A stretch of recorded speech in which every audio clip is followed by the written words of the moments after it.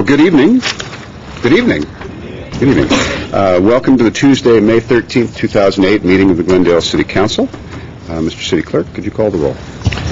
Council members Najarian. Here. Quintero. Here. Weaver. Here. Yusefian. Here. Mayor Draymond. Here. At 2A, Mr. City Clerk. This is a flag salute. Council member Najarian. Everyone please rise, face the flag, place their hand over their heart. I pledge allegiance to the flag of the United States of America and to the republic for which it stands, one nation under God, indivisible, with liberty and justice for all. Please remain standing for the invocation.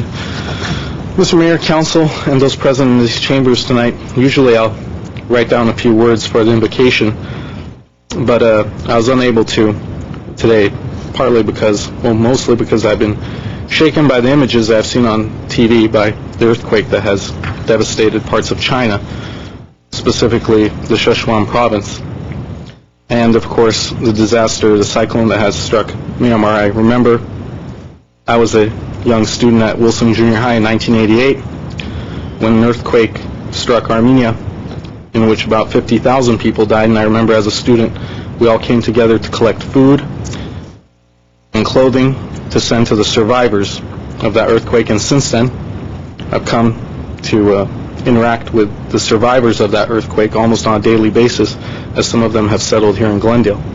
Can't imagine the horror that the people in China are going through. The images of some of the parents pulling their children out of the rubble or vice versa. No one should have to bury a family member in that fashion, so I ask that we have a brief moment of silence in lieu of our invocation this evening for those who have perished and for those seeking help still.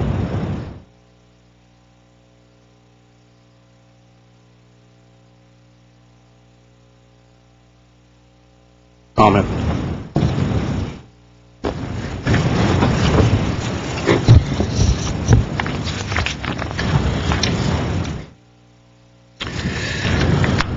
Mr. Kasakian, can we have the report, please? The agenda for the May 13, 2008 regular meeting of the Glendale City Council was posted on Thursday, May 8, 2008 on the bulletin board outside City Hall. Thank you. Can we have the first item? 3A is agenda preview for the meeting of May 20th, 2008. Okay. And I guess we're going to go to Yasmin Beers. Mr. Mayor, members of the City Council, for May 20th, there are no business agenda items for the Glendale Housing Authority. There are no business agenda items for the Glendale Redevelopment Agency. For the Glendale City Council meeting at 6 p.m., under consent items, Director of Public Works, change order to conduct a traffic study relating to the proposed closure of Dorn Street at-grade railroad crossing. Director of Public Works, bids received for Glen Oaks Boulevard rehab. Director of Public Works, approval of final map tract for an 8-unit condominium conversion subdivision at 1432 Barrington Way. Chief of Police, recommendation to destroy Police Division administrative files and records. Director of Parks, Recreation, and Community Services, sports complex, soccer fields. A motion authorizing the city manager to execute an amendment to an existing contract. Director of Parks, Recreation, and Community Services, landscape maintenance of Glendale Water and Power, Fire, and General Government Contract Facilities. Acting Director of Finance, authorization for destruction of records. Acting Director of Finance, set public hearing on the City of Glendale proposed budget for fiscal year 08-09. Under action items, we have 2 items. Director of Parks, installation of a wireless telecommunications facility at Pelanconi Park. And lastly, Director of Planning, potential code amendment related to use variances. And that concludes my report, Mr. Mayor. Thank you very much. Could we please have the next item? At 4, City Council and staff comments. Mr. Weaver. A number of people have spoken to me, have sent me emails wondering why we're allowing smoking in the Americana. And, you know, as you know, I've asked for months to create an overlay zone in the Galleria Americana area. And before it gets out of hand, when will that be coming to the council?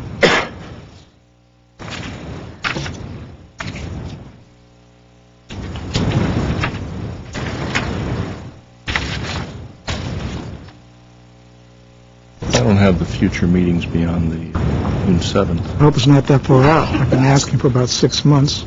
No, it's scheduled in our projections. I just don't have it. Now, people are smoking June. down there, and June I think we should stop. 17th June 17th, Mr. Weaver. is the broader ordinance. It's not an Americana overlay. It's just a broader ordinance on smoking Well, that prohibition. covers a lot of things. Well, it covers a lot of things, you're right. But you could do the overlay zone quick. It's simply an overlay, no smoking. I don't know why it has to wait to June 17th. Well, Mr. Mayor, the People- answer is because we've been preparing a broader report on Understand that. prohibiting I'd ask- smoking throughout the city. I'd ask for this, and people are smoking down there, and I don't like it. And a lot of other people don't either. So, in fact, all the units, Mr. Caruso advertises, they're non-smoking. No smoking in the apartments, nor smoking in the condos, and people are smoking in the green. Let me do this. Let me interject for a moment, Mr. Weaver. Is Done. it possible to at least bring the issue of a smoking overlay to see whether or not there is consensus to even support that at this point?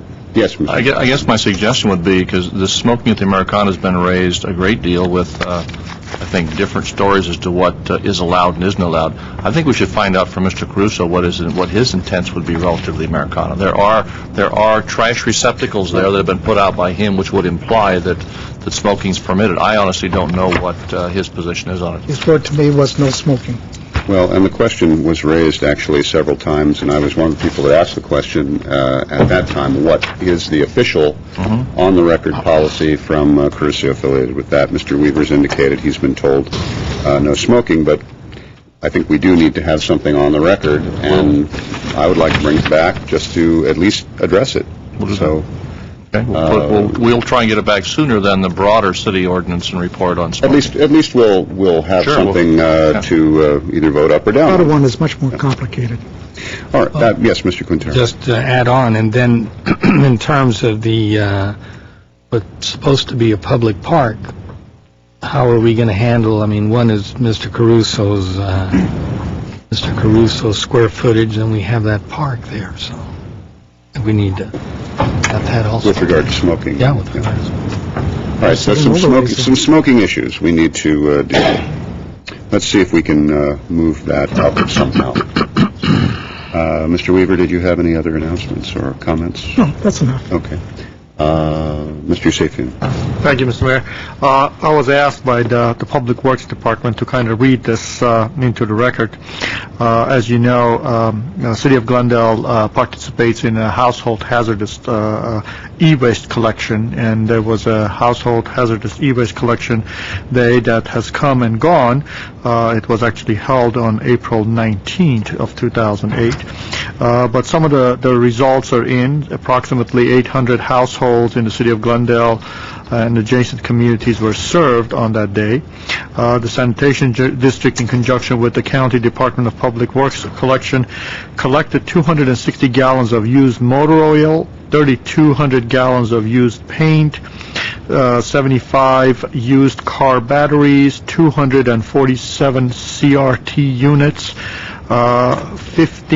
15,990 pounds of miscellaneous e-waste, and 90 drums of other miscellaneous waste such as pesticides, pool chemicals. Approximately 80% of this material will be recycled and reused, with the remaining 20% to be either incinerated or treated at a larger disposal facility. I just wanted to read that so the public knows this happens every so often. Just pay attention. You'll probably get a notice, or you're being told about this. I did that a while back. Of course, this time around I didn't have any e-waste or any other thing. It's really easy. You just drive there. You don't even have to come down from your car. They open the trunk. They take everything you need taken out. They close the trunk. They thank you. You leave. That's it. Can't get any easier. So, thank you, Mr. Mayor. Thank you, Mr. Safian. I have a couple of announcements. One is a question.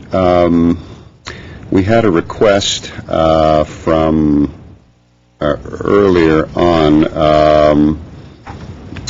I had requested during an afternoon session, followed by a request from Mr. Quintero during an evening session related to programs and incentives regarding an ordinance covering sustainability issues vis-a-vis construction of residential and remodeling, residential and commercial properties, and I'm just curious when that may be coming back, recommendations on that. Report on leads programming and building? No, it wasn't leads. No? Well, that was a piece of it. I think That was a yeah, piece of it, piece but of it it. wasn't specifically leads. It was a request from actually both of us related to what we can do to create a higher standard, a requirement, in essence, for a higher standard as we move into the future in terms of not only greener construction, but also a more sustainable I think we can use the leads programming. programs for development. Yeah. Mr. Mayor, we're actually working with all of the departments that build public facilities, and we have a committee working on this, and we intend to come up with a report to you soon. We haven't scheduled it yet, but it could be as early as late June or in July that we could give you a report as to several different ways. We're looking at options that other cities are following, and we're doing a series of analysis. Okay. So as long as I know it's coming, and We will get a target on a specific council meeting. okay, thank you so much. And then I would just like to report that I had the great fun and opportunity of going to the kickoff at Horace Mann Elementary School Monday morning for their state testing. I've got to tell you, when I was going to the Glendale Elementary Schools, how do I put it? State testing was not met with the kind of joy and exuberance that the kids today kick it off. It was like going to a sporting event. So the Horace Mann Bulldogs were out in rare form, and they really got themselves revved up. The participation of the faculty and their principal, Rosa Alonso, and she does a great job. Great kids, and their theme is to do their best, which is a good theme for all of us. So thank you to Horace Mann. And then I had a question that I thought was kind of unusual, so I thought I would ask it here of staff. I was asked, is it true that there is in essence, a civic party every Thursday in our city commissary? And I didn't know we had a city commissary, or that there's a every Thursday party. But then again, I'm the new guy here, so it's a two-part question. One is, does this go on? And if so, why have I never been invited? And You weren't supposed to know about that. I wasn't supposed to know. Well, the cat is out of the bag, I guess. I'm not aware that we have a commissary. We do have a lounge, which is composed of about 4 vending machines up on the top floor of the MSB. That could hardly be considered a commissary. And I'm not aware of any Thursday parties that take place, either in that building or any place else. All right. As I say, I hadn't heard about it, but it's been asked of me as a serious question. It's taking place. Neither one of us are being invited. All right. Just wanted to know. And that is it on my questions and comments from the staff. Anybody? No. All right, then, Mr. City Clerk, let's move on. Next item on the agenda is consent items, including minutes. The following are routine and may be acted upon by one motion. Any member of the council or the audience requesting separate consideration may do so by making such request before motion is proposed. And, Mr. Mayor, we would ask that item 5D be taken off calendar. D like Draymond? Isn't dog? Yes, okay. 5D. Okay. Mr. Mayor, move the rest of the consent calendar. I also have a request to pull 5B, 5C. The remaining, I'll move the remaining of the consent. Okay, so 5E and F and A. Okay. Mr. City Clerk, if you would call the roll. Council members Najarian, Yes. Quintero, Yes. Weaver, Aye. Yusefian, Aye. Mayor Draymond. Yes. Mr. Kasakian, could you read the item at 5B like boy? 5B is Acting Director of Libraries regarding Casa Verdugo Branch Library Interior Design and Space Plan. At B1 is motion awarding a professional services agreement to the Graham Design to develop an interior design to accommodate a changing service model and directing the city manager to execute agreement. Okay, thank you. Mr. Mayor? Yes, Mr. Najarian. I need to announce that I have a conflict on this item due to my interest in real estate adjacent to the Casa Verdugo Branch Library, and therefore I will be recusing myself until this matter has been decided. All right. We thank you, Councilmember Najarian. Who can talk to us about this there a card? topic? We do, but I'd also like to know that there's somebody here to answer questions. Is there? Then Cindy Clary and our staff are here from the library. All right. The card I have on this is from Nancy Kent. Oh, there you are. 3 minutes. My name is Nancy Kent. I'm a resident of Glendale, and in light of the projected budget shortfall in the near future, I had intended to say, if it ain't broke, don't fix it, about this interior remodeling project, but put this on hold until the cuts needed for the expected budget shortfall are decided. But I went to the Casa Verdugo Library today, and people who know much more about libraries than I are convinced that this is needed, and apparently the funding for the interior remodel has already been approved. To me, it still looks like a comfortable, well-functioning library in very decent condition, but I think I'm overruled. I was told much of the furniture is the original furniture from when the library was built. For me, that suggests nomination for mid-century historic preservation status. Reupholster the large futuristic chairs made with mid-century modernistic blonde wood rather than tossing them into the landfill. But in our throwaway society, a reupholstery job probably costs more than simply replacing furniture. So I will defer to the judgment of the library staff, and I would like to thank the staff for what appears to be a well-run branch library. Thank you, Ms. Kent. Mr. Quintero. Well, I was going to say, I think it's more than just the furniture. I think it's also the shelving and the bathroom to make it accessible to the handicapped, etc. Okay. All righty. If there are no other, would you like to address that briefly? Except for Cindy Cleary, Acting Yes. Director of Libraries, just to say, yes, it is more than just furniture, and it will be a total upgrade to the interior of the building. Well overdue. It hasn't been renovated since, or remodeled, or done anything to since 1951. Although she's making a good point about the furniture, rather than just give it away or whatever, we should see what can be done. Maybe someone would buy it from us. I mean, I noticed the furniture also. That's Again, we don't have a plan to do anything yet. This is the purpose of this, is to figure out what to do from a service standpoint, and one of those can certainly look at how can we make sure that we can reuse or certainly get the most value out of the furniture that's there. All righty. We'll take the mid-century designation. Okay. All right. If there are no other, if there's no other input on 5B, Mr. Move Kasaki. 5B on. We have a second. Mr. Kasaki, and could you call the roll, please? Council members Najarian, Quintero, yes. Weaver, Aye.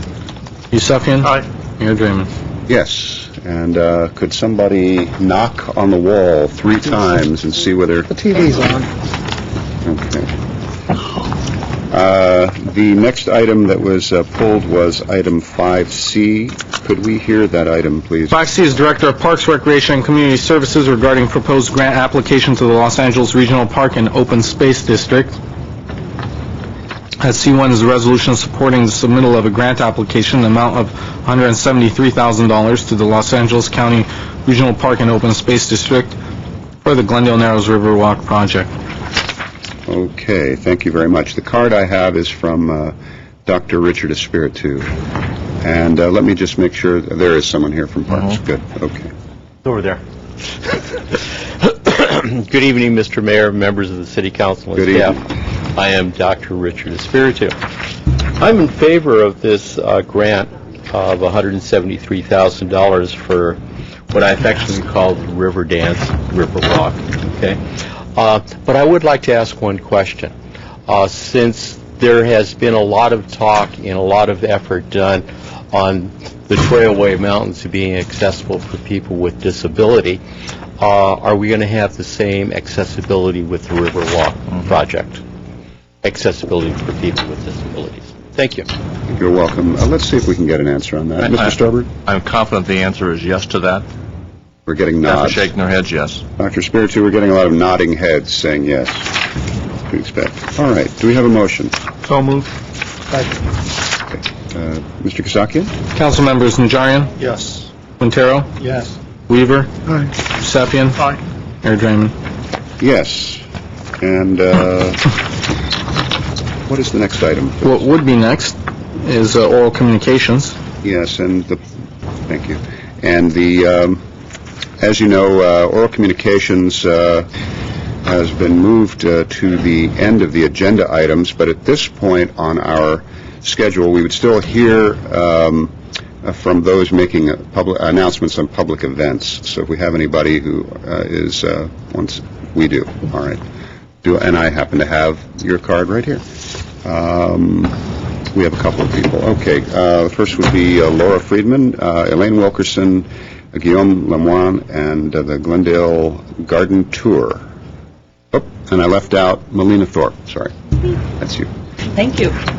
Good evening. Good evening. I'm Laura Friedman. I'm here tonight with Melina Thorpe, who's the Director of Cancer Services at Glendale Adventist, with Elaine Wilkerson, who's a board member of the Glendale Historic Society, and Guillaume Lemoine, who's the curator of our tour.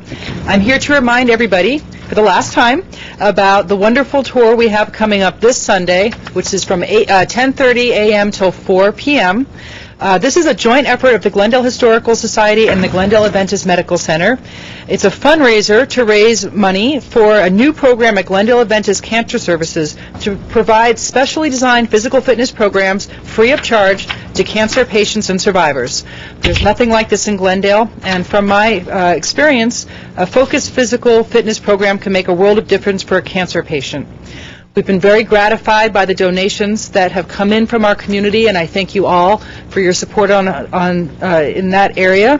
But we really need attendance at this event. The homeowners have been working really hard to get their gardens in top condition to show them off to the community, and we have over 50 volunteers who have been working nonstop to make this a great event. And now we need people to come out and buy tickets.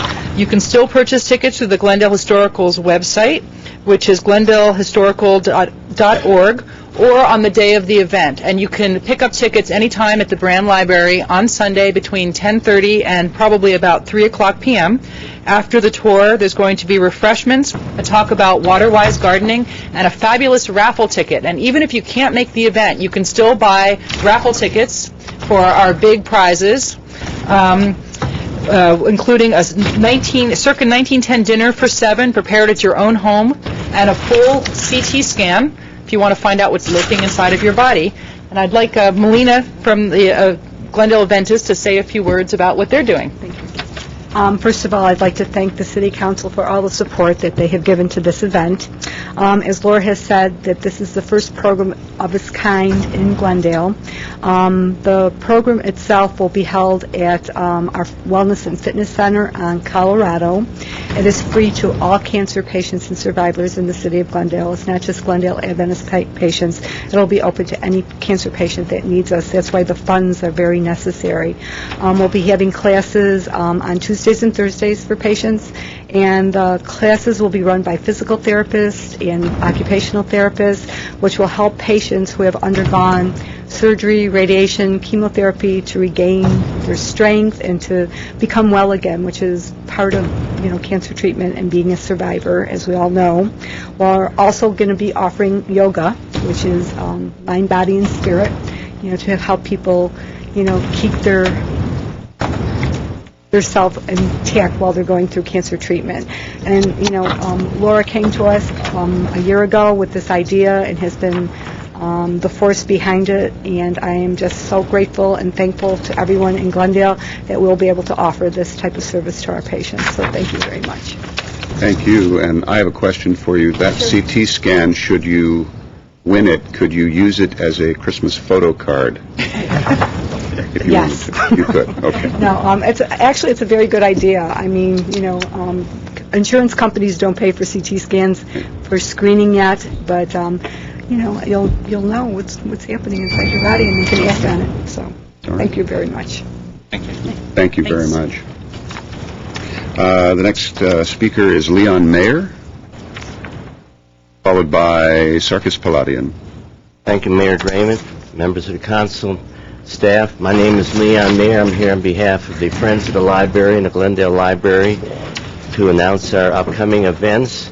And we're pleased to tell you that we very recently confirmed a date for June 26th of one of the world's most foremost expert on terrorism and counterterrorism. Brian Jenkins from the Rand Corporation will be here. I don't have the flyers yet. We'll have them next week. That'll be a great event. I'd like to spend the balance of my time talking about a very strange event we're having. The name of the event is Confessions of a Jane Austen Addict, and the author, the supposed author of the event, is Lori Regular.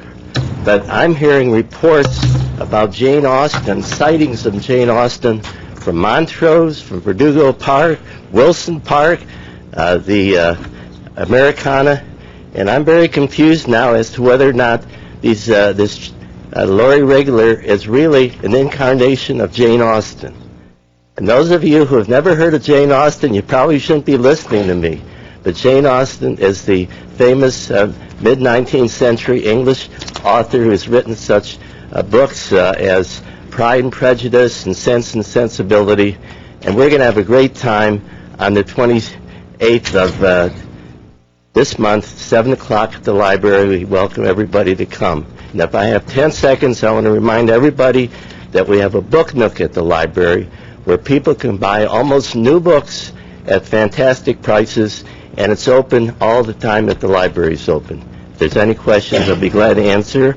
And if there's anybody's interested in flyers on Jane Austen, raise your hand as I leave the room. That's it. Oh, well, thank you, Mr. Mayor. Thank you very much. Appreciate that. Sarkis Palladian. How are you? Good evening, Mr. Mayor. My name is Sarkis Palladian, council member, staff. My name is Sarkis Palladian, and I'm here on behalf of Glendale Teachers Association. I would like to bring up to your attention the reality of public education in California. As you might have heard, California is about to slash $4.6 billion, according to the governor, from public education. That is an amount that will hurt public education, our students, and the quality of education that we will be providing to them. $4.6 billion cut from public education means $1,900 less ADA money per student. We currently rank 46 out of the 50 states in the nation. This will definitely bring us closer to ranking number 50th. Glendale Teachers Association is taking the lead on voicing our opinion and making Sacramento hear us, our dissatisfaction with the proposed cuts to public education. We have a rally scheduled on May 14th, tomorrow, starting at Glendale Central Library at 222 East Harvard at 3:45. We would like to invite you, Mr. Mayor, and council members and staff to support the teachers in their effort to protect the funding for our kids in the public education system. I do have some information flyers that I would like to pass out.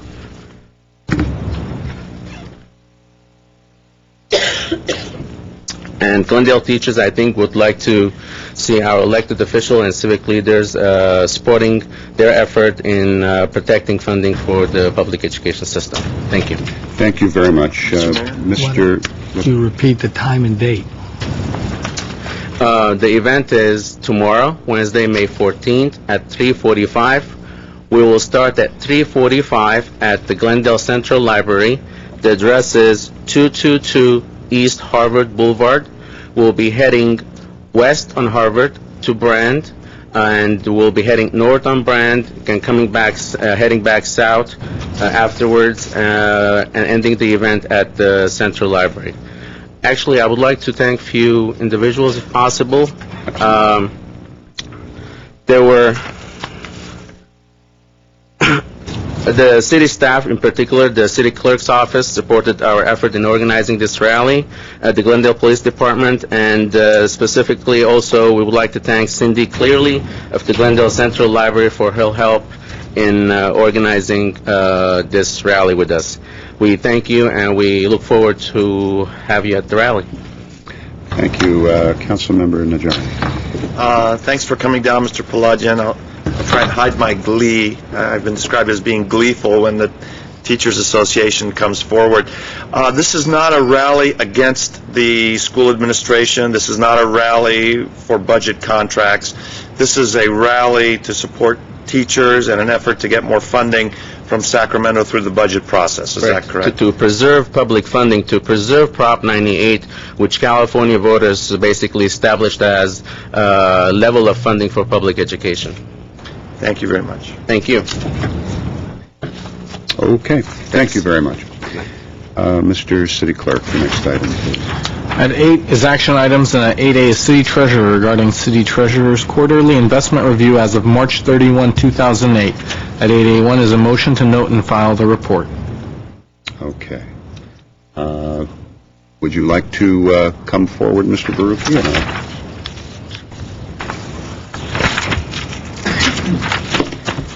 Mr. Mayor, City Council people, I'm very pleased to submit this report to give the Council an update on the status of the city portfolio as of the end of the third quarter of this fiscal year ending March 31st. The portfolio ended up $4 million higher than it did at the end of the previous quarter. It would have been December 31st of 2007. We ended at $458 million. That's the good news. The rest of the news isn't bad news, it's just disappointing. The interest earnings for the quarter fell about $300,000 to under $5 million for the quarter. Through the first 9 months, the year-to-date return to the portfolio or to the city coffers amounts to about $15 million. That's particularly disappointing to me because at this run rate, we're going to end up returning with 1 quarter to go. We probably will not be able to hit $20 million, which is sort of like a number that I hoped that we could reach. A year that started off with a lot of promise and then basically turned into a very, as we call it, a very challenging year. And of course, the interest earnings return is all dependent on the interest rate environment. And of course, what we see happening is in the marketplace, the whole story is interest rates, and the fall in interest rates, how far will they fall and how much longer will it continue? Since the beginning of this fiscal year, just 9 months ago, interest rates the 2-year has fallen from about 5% down to, at the end of March 31st, to 1.58. That's roughly 325 odd basis points. That's over 3.25% in just 9 months. During this particular quarter, interest rates, the 2-year, fell 2%. That's 200 basis points just in 1 quarter. It's truly remarkable. The return for the portfolio during the quarter fell several basis points, a total of 23, a bunch, to end up at 422 from the previous quarter of 445. Now, I can tell you that probably there is some good news right now that the portfolio is very, very safe, and the portfolio is very, very, very liquid. And that briefly is the recap. We hope to limp in through the end of the year, and I'll probably be coming in with my slides, PowerPoint presentations, all of my 6, and fill up the room with color. All right, very good. Well, that's nice to have a colorful treasurer. We have comments from the council. Mr. Yusefian. I have a question for Mr. Baruchi. Yes. Since the interest rates are so low, would you say that this is an opportune moment for us to go for certificates of participation? That's really on the financing side. I basically work on the investment side. I know. But you know what the interest rates are. But it is a low interest rate environment, and so it's still a good time, an opportune time to go to market, as we did. Was it just last month with the GWP bonds? And we also did the same thing when we were doing the police building. Oh, that's correct. And that was also a historic low. And 1.5, that's a very historic low. Well, the investment rates work a little differently than the borrowing rates. Because I think the Fed funds are, what, 2%, the discount? Fed funds at 2%, that's correct. Yeah. All right, thank you. And with that, I'll move the item. Councilmember... Second. I'll second. Councilmember Najarian. Thank you, Mr. Baruki. I think it was recently, if not this morning, yesterday, the Bond Insurance Agency, agency which insures municipal bonds, came out with some strong profits. Previously, the instability by the bond insurers caused some of the interest rates to be, let's say, to be upside down, to be reversed versus a insured bond and an uninsured bond. Would that increase in viability of that bond insurance agency affect any of our investments, whereas before perhaps higher interest rates were being offered on some of those bonds to make up for a certain volatility of the bond insuring agency? You see those dropping down and reducing our income, our interest income, because things are starting to shape up back to. But it goes along with the inverted yield curve and all those other crazy things that we've been experiencing. Do you have any comments on that as to what? It really has no impact, Mr. Najarian, in my corner of the world. That really impacts the borrowing or the financing side. In fact, it was last month that I was at the California Municipal Treasurers Association. The state treasurer spoke, and he is on this campaign that California, the state, as well as agencies and municipalities within the state, don't need to have their public debt supported by insurance. It's nothing except expense. That's what I know on that side. So, but as far as the investment business, as far as our the city portfolio, there's no impact. Do we invest in any other municipal offerings? No. Solely private sector? No, we don't invest in private sector. We primarily invest in federal... Treasuries? Treasuries, federal agencies, some corporate paper. But as a rule, not municipalities. Certainly, we hold nothing for the city of Vallejo. Okay. That's all right. Mr. Weaver, anything? All right. This is a motion to note and file the report. So I don't know that we need a vote on this. I think we do not, correct? It's a motion. Well, it's a motion to note and file. My practice has been to do a motion to It's note been and moved file. and seconded, All right. too. Then let's call the Council members Najarian. Yes. Quintero. Yes. Weaver. Aye. Yusefian. Aye. Mayor Draymond. Yes. Thank you, Mr. Baruki. Don't let anything happen to you, anything, you hiccup and all of Glendale lights up, so. Thank you. All right. Next item, please. JP is City Manager regarding policy for City Government Access Channel GTV6. B1 is a resolution amending the policy for City's Government Access Channel GTV6. Okay. I'll go to the gentleman standing at the dais, Rich Wells. That would be Rich Wells. Mr. Mayor, members of the council, this is the first of two items associated with your government access channel, GTV6, this evening. The government access policy was originally adopted in 1999.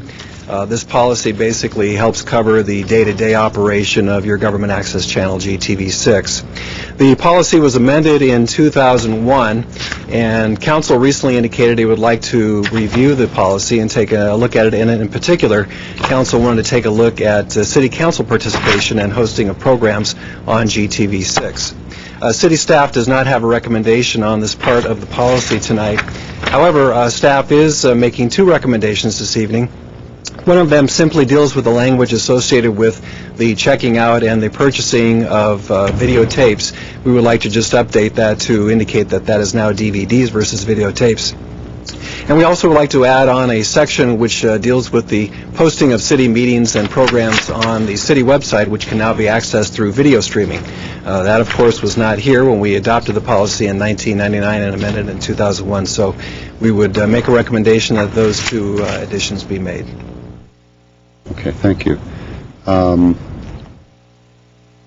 Nothing else for the presentation. Let me go to my colleagues. And we do have one card. Let's hear from the public. You want to hear from the public first? Yeah, I had a show. All right. I didn't have a show, so I'll just listen. All right, let's start with public. We have one card, and that's Nancy Kent. Nancy Kent, resident of Glendale. I think Mayor Draymond made this suggestion in order to benefit the community, to educate the community, to have more interaction between council members and the electorate, and those all sound like good things.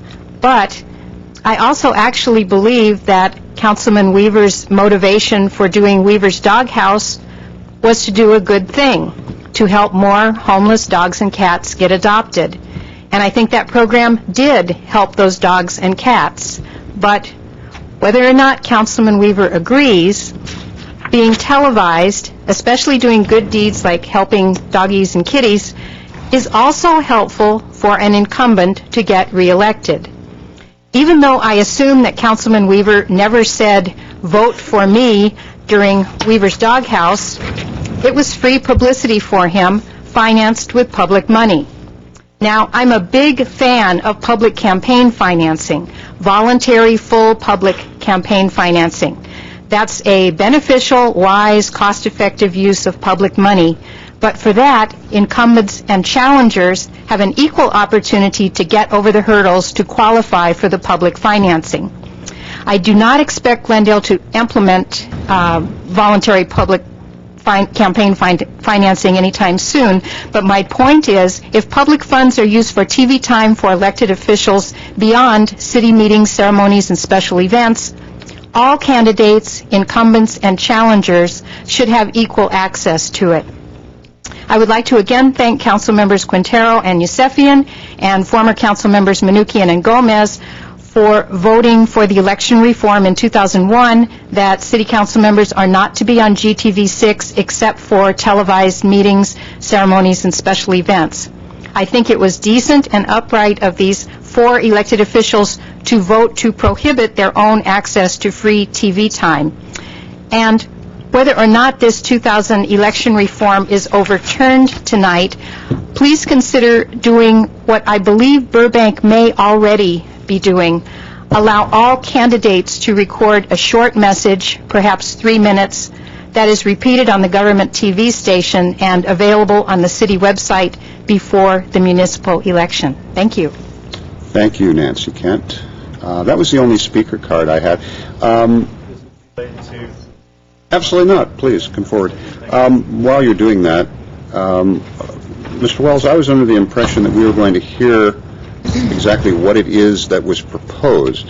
I mean, I'm happy to do that, but I thought we were going to hear what that is, because what was proposed was nothing to do with the council hosting a show.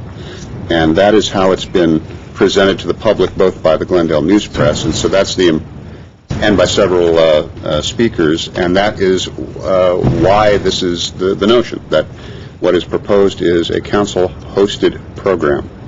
The policy is what we are dealing with right now, Mr. Mayor, and that simply is the language that was originally put down here by the city attorney that council members would be able to host programs if this section of the policy were overturned. Once we get into the next agenda item, which is the work plan for 2008-2009, we could get into the details of exactly what capacity council members would be participating. Very good. Very good. Thank you, Mr. Wells. Is there the other speaker card? Was it on 8B? No. No. Okay. All right. Mr. Mayor, in that regard, it did strike me as I read the language prepared by legal that rather than getting into who will define topics, et cetera, this language could be much more general so that a council member could either host or participate in a program as approved by the city council. In this case tonight, for example, you're going to take up the matter of the program, and you're going to approve it or not approve it. If you approve it, then the policy would allow council members to participate in that, whether it's to host it or just participate as defined by the city council's approval. That might be a better way to do this language so that it gives you some flexibility in the future.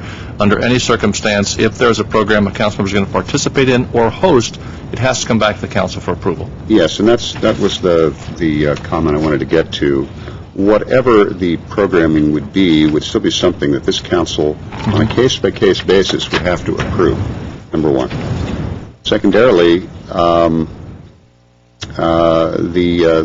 two things that actually the item that Ms. Kent mentioned was actually two items. One was in the nature of public service announcements. The second was council participation in a program that, as she described, is an attempt to link the public more directly with their city government through our city's website and GTV6.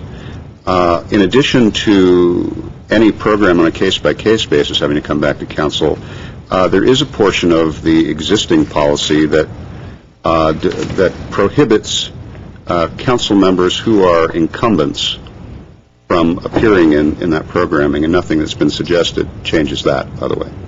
So those are a couple of the elements. I'm not sure where to address this. Ms. Kent, you raised it, so that's why I'm addressing it here. I'm sure we'll talk some more about it when we get to the next item.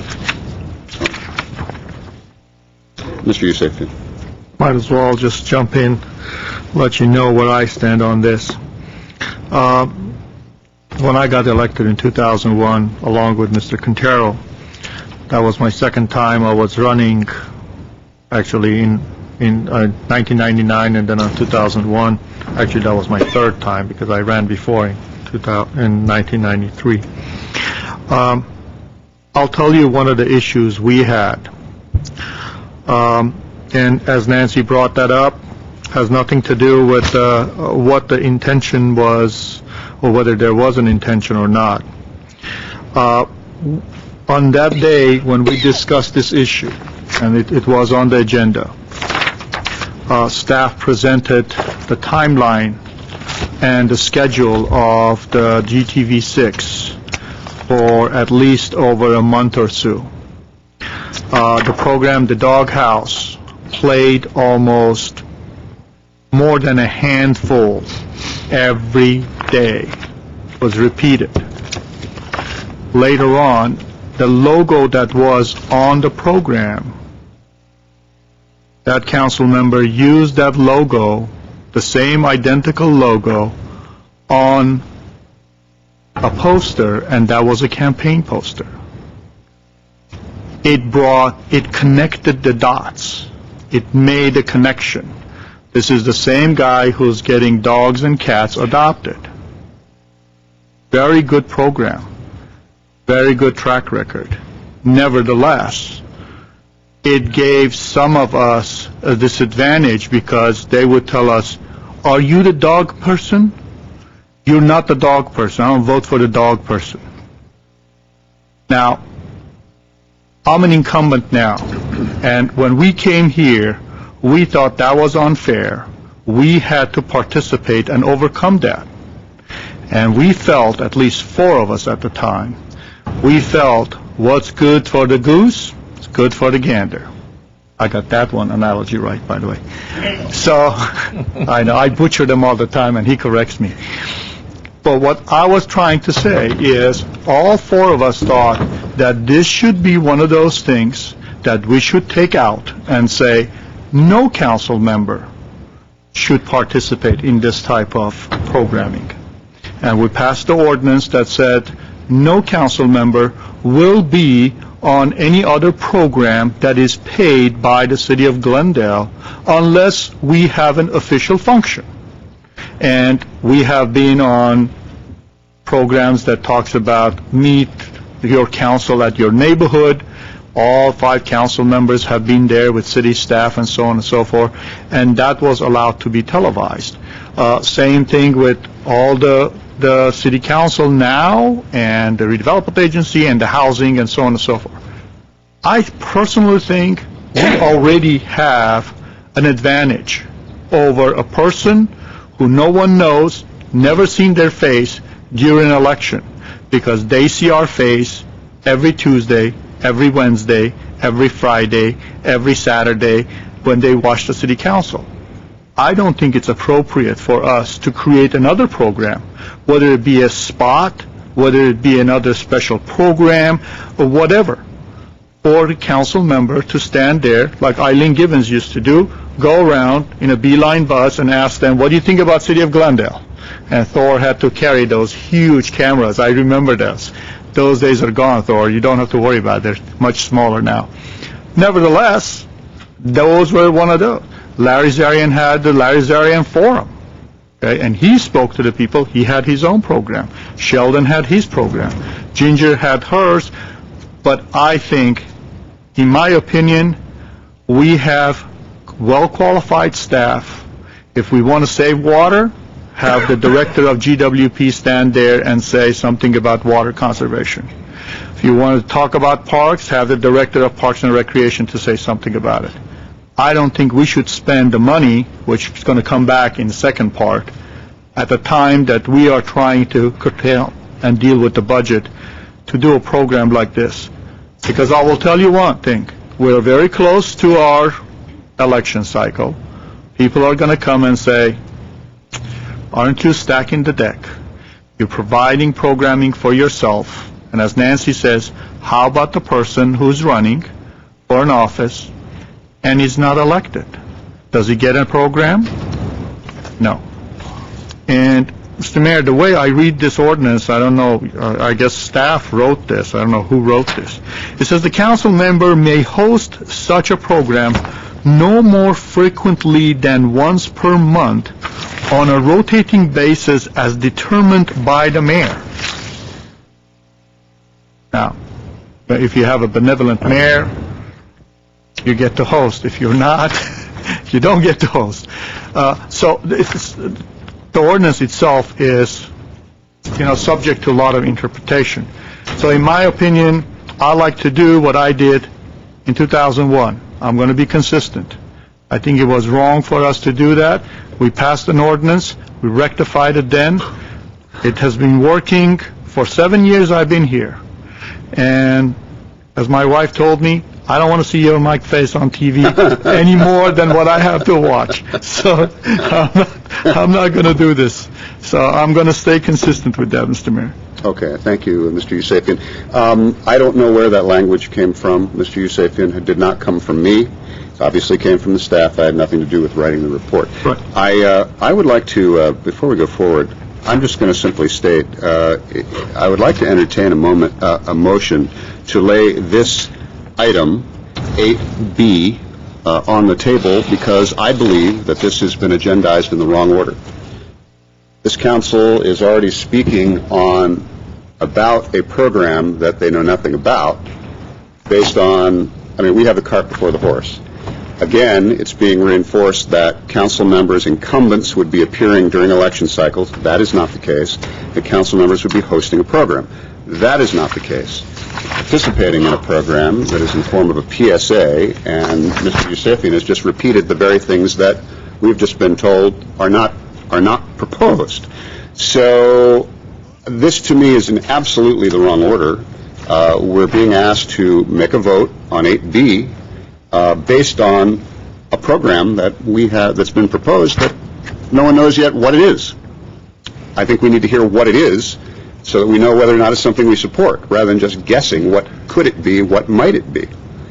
So this is in the wrong order, in my view. And I would like to entertain a motion, I can't make a motion, to lay 8B on the table and move on to 8C.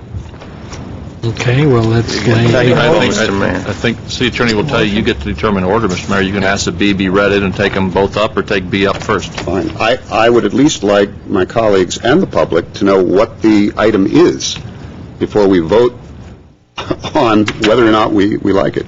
Let's proceed. Yeah. So can we do that? I'd like to do that. You can do either one, and you can hear them both at the same time if you'd like. All right. That would be fine, too. Why don't we hear them both at the same time? Because I think they are intertwined. You may want We need to to have city clerk read it in. Yeah, let's read 8C into the record, and then we'll move on from there. Mr. Mayor and Council, at AC, City Manager regarding proposed work plan for city's government access channel, GTV6. C1 is motion approving work plan for fiscal year 2008-2009. Thank you. Mr. Wells. Mr. Mayor, members of the council, what you have before you here in this agenda item is basically the work plan for 2008-2009. This calls for basically an expenditure of $660,000 for the coming fiscal year for the GTV6 budget. This is very much identical to the work plan that you approved in 2007-2008. The only change I would really note in here is the one program that was added on this past year, which is Leaders of the Jewel City, which was approved by council mid-year, and that program focuses on former mayors of the city of Glendale, and that is currently running on GTV6, as a matter of fact, this week.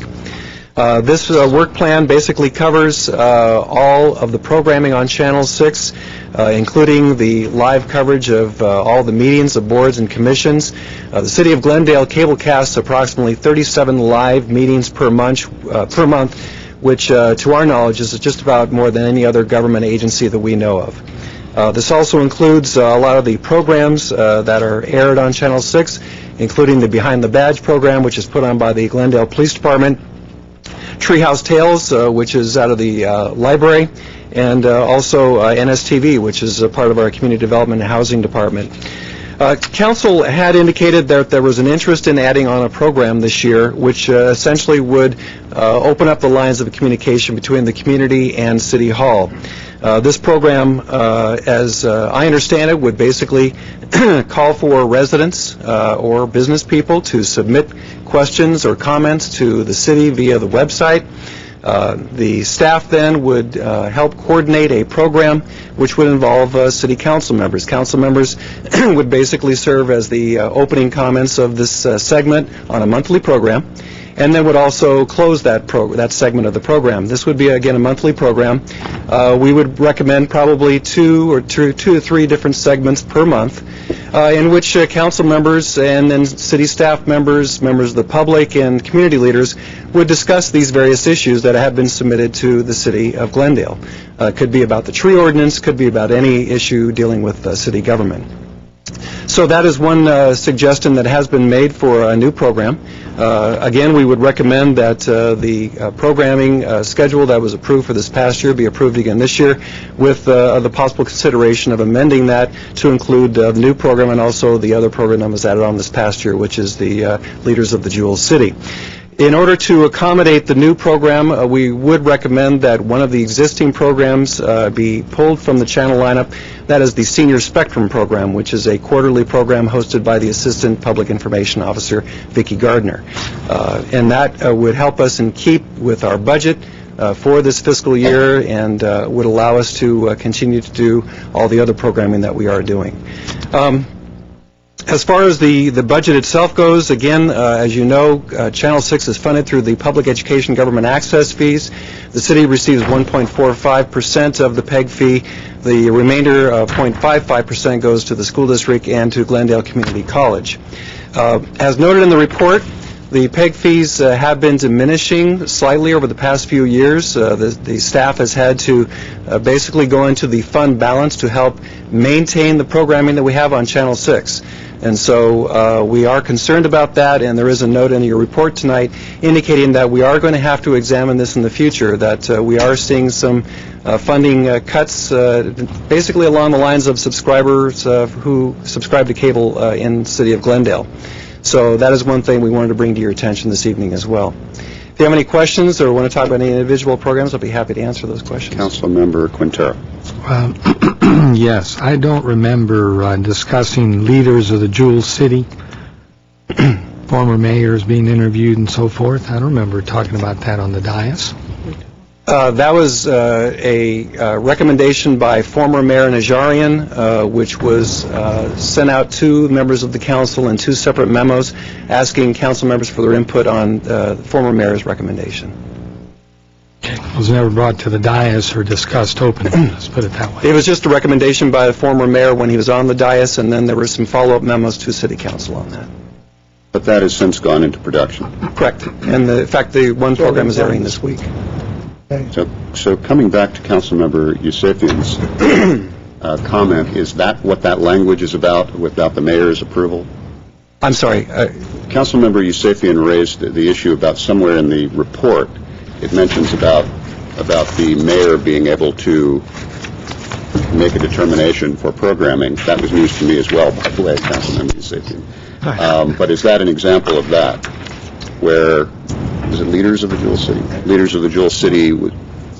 It's former mayors that are no longer... No, I understand it's not current councilmen, but in terms of programming being put in place, but it had not come to the council, in other words.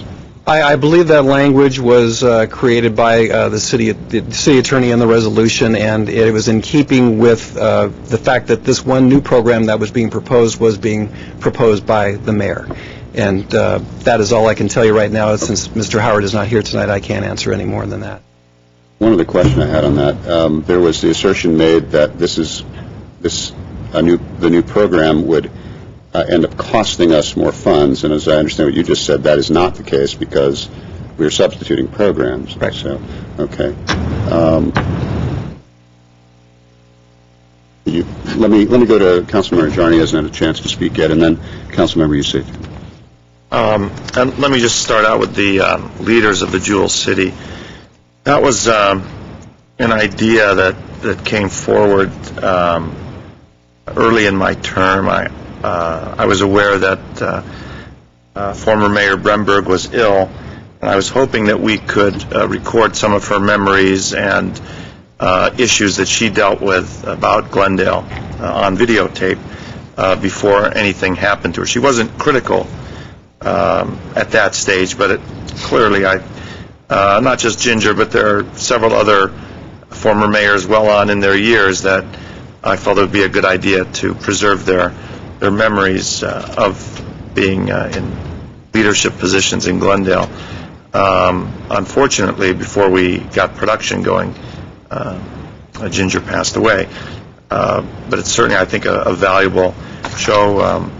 There are several other former mayors on in their years that I think if we could grab their insights, it would be helpful. Sheldon Baker's that's airing this week really gave me a lot of things I didn't know, a different perspective that could help not just this council, but perhaps everyone in the community. My only, and the motion, I'm not sure what motion to address. 8B is off the table. No, it's not. We've combined them. Oh, you've combined them. Okay. I don't want to, I think the idea of going to the community and addressing some of the community concerns with a city councilman opening the, say, the investigation or the response from the city on any particular type of issue is a good idea. I think it ties the community to city government. It makes them feel that, hey, I had a question, not only did they answer it, but they answered it for everyone else throughout the city, and I'm all for that. But during an election year, my fear is, being an incumbent is a good thing, but it's also a bad thing. I mean, you're up there and everyone's ready to shoot an arrow at you, or worse, for any false moves, and have suspect you of the most malevolent intentions in the most benevolent sort of activities. So one thing I don't want to be accused of pandering to the audience in an election year. Maybe that's going to occur anyway. I don't want it to appear as though a non-incumbent is being favored with the city resources. If this can be structured only in such a way so that removes... I'm sorry? You mean an incumbent. Incumbent. Yeah. I'm sorry, I said non-incumbent. If this program and there's a lot of details involved here. When will it be aired? How often will it be aired? The types of questions directed to any particular councilman. I mean, I'd love to answer the one on, the feel-good, soccer fields, or there's a number of issues that garner broad community support. If we can eliminate the appearance that councilmen, either with respect to the proximity to the election or the type of question that they're fielding or they're hosting, I can support it. So again, if we can get into these details and form something better than what we have on this motion here, I'm ready to go in that direction. I was not aware of what happened with the doghouse issue or how that was used, or whether it was just an appearance of impropriety that was spelled out or alleged, or an actual impropriety. I don't know that, but I do know that there was a big stink over it that led to this change in policy. So if this can be sanitized so as in most everyone's mind not to give the incumbents an advantage, at the same time meet the desire of this of the mayor's intention to bring the government to the people and get their issues resolved and responded to in a broad sense, I'm for it. So the one point I might make, and I believe that Mayor Draymond did point this out, is with the one proposal that has been made for the new program, the council members really would not be a host per se. They would be really kind of a conduit, a participant in the program. They would just be involved in the opening and the closing of each individual segment. Let me see if I can make some comments here. What I did, let me just take you folks through the little history of this. For a long time now, and frankly, since I've come to City Council, this didn't begin with being elected or assuming the job as mayor. It occurred after being elected to the City Council. I am very well aware of the issues that led to this current policy being in place. And that's all well and good, but very often what happens when ordinances and policies come about purely as a reaction to something, there's the tendency to throw the baby out with the bathwater. Now, each of my colleagues up here, plus other elected officials in this room, such as the city clerk and Mr. Barucki was here earlier, our treasurer, each of us brings with us a certain constituency that we not only that we represent, which is a citywide constituency, but people who have sent us here to use our judgment and common sense, and who listen to what we say because they view themselves as our constituents. In other words, we have the ability, and one of the few things we can do as council members, is to focus the public's attention on certain items. I've had, two meetings at least with Mr. Wells to explain to him what my concept for this was. The concept is simply that to engage the public via our website and our public access, our GTV6, with their local government. It works this way. Okay? There's a link on our website. Mr. Allen goes to our website. I pick him because he is an activist, an advocate that most of you are familiar with. And he types in a challenge, or perhaps it's a question, or perhaps it's just a comment. Here's an example. And it's one that we all hear here very often.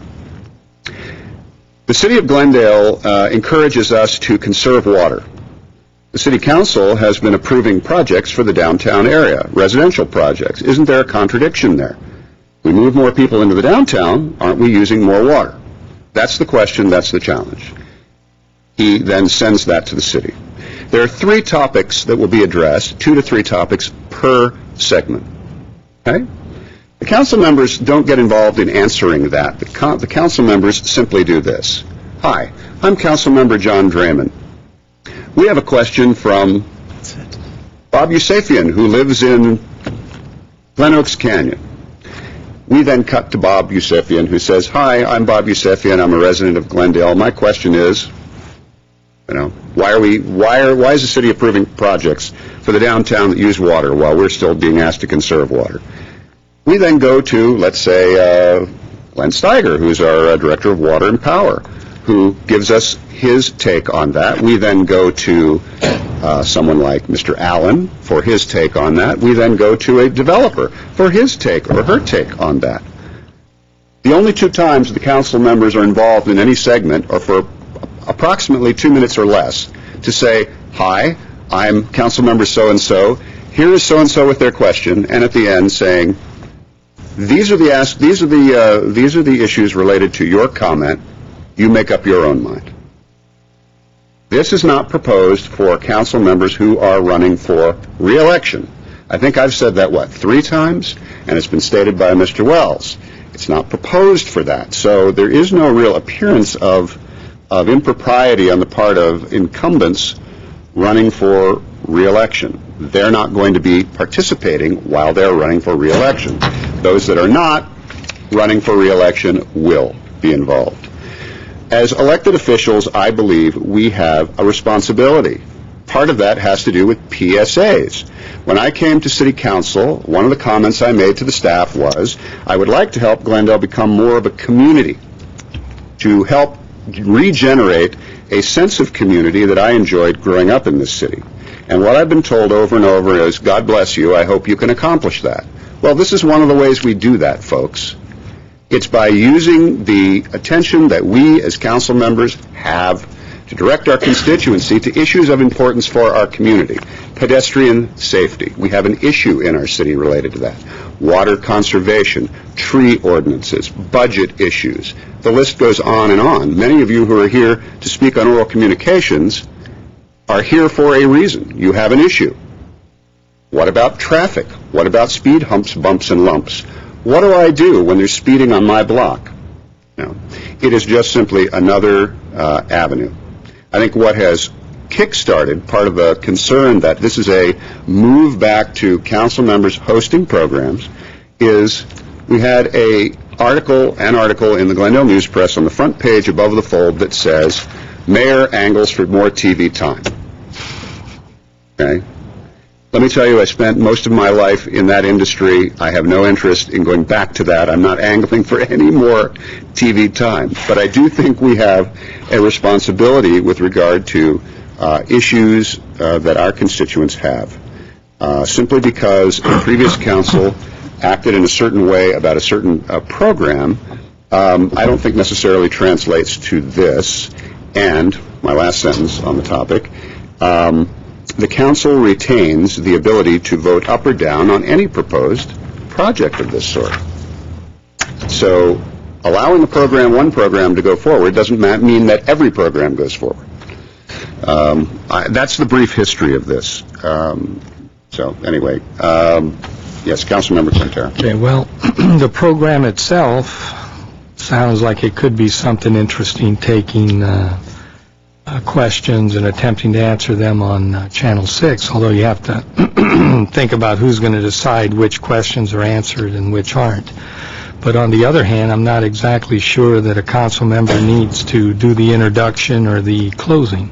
It could be handled through the PIO, through Rich Wells, and through department heads and so forth. So just not too sure that I'm less concerned about elections or anything like that. I'm just convinced that I think we're better off if we just keep the council members to the meetings and the other things that we do. The idea of the programming and the question answering and so forth, that's not a bad concept, actually. Is there any other council member? Mr. Draymond, I just want to let you know that your concept is a very good one. I actually like the concept. I think it's more proactive. It's more reality show type of a thing. It's fresh, and I like that. It's a good idea to get certain people who ask a question get actually a good answer. But I go back to, so why does a council member has to say, so-and-so read this? Because ultimately, the person who's going to answer that question on the particular question you raised is going to be somebody from GWP who's going to answer it. So it goes back to staff handling the questions anyway. So someone can read it and someone can answer it. As a matter of fact, you won't even need to have the question asked or introduce the person. You could do a show that you would go to a person and you have Bob Yusefian's face out there as a private resident, and he would say, gee, why are we wasting all this water on fountains? We should not have water on fountains. And then you go back to, planning director, and he talks about the beauty of the fountains and how people come around and so on, or whatever it is. Or maybe, we're not going to be using water. So I think that I don't have a problem with that particular thing. I still feel very uncomfortable with the council being on any of these shows. As for myself, I will tell you, if this council changes, even though the policy has changes, I will voluntarily refrain from doing so.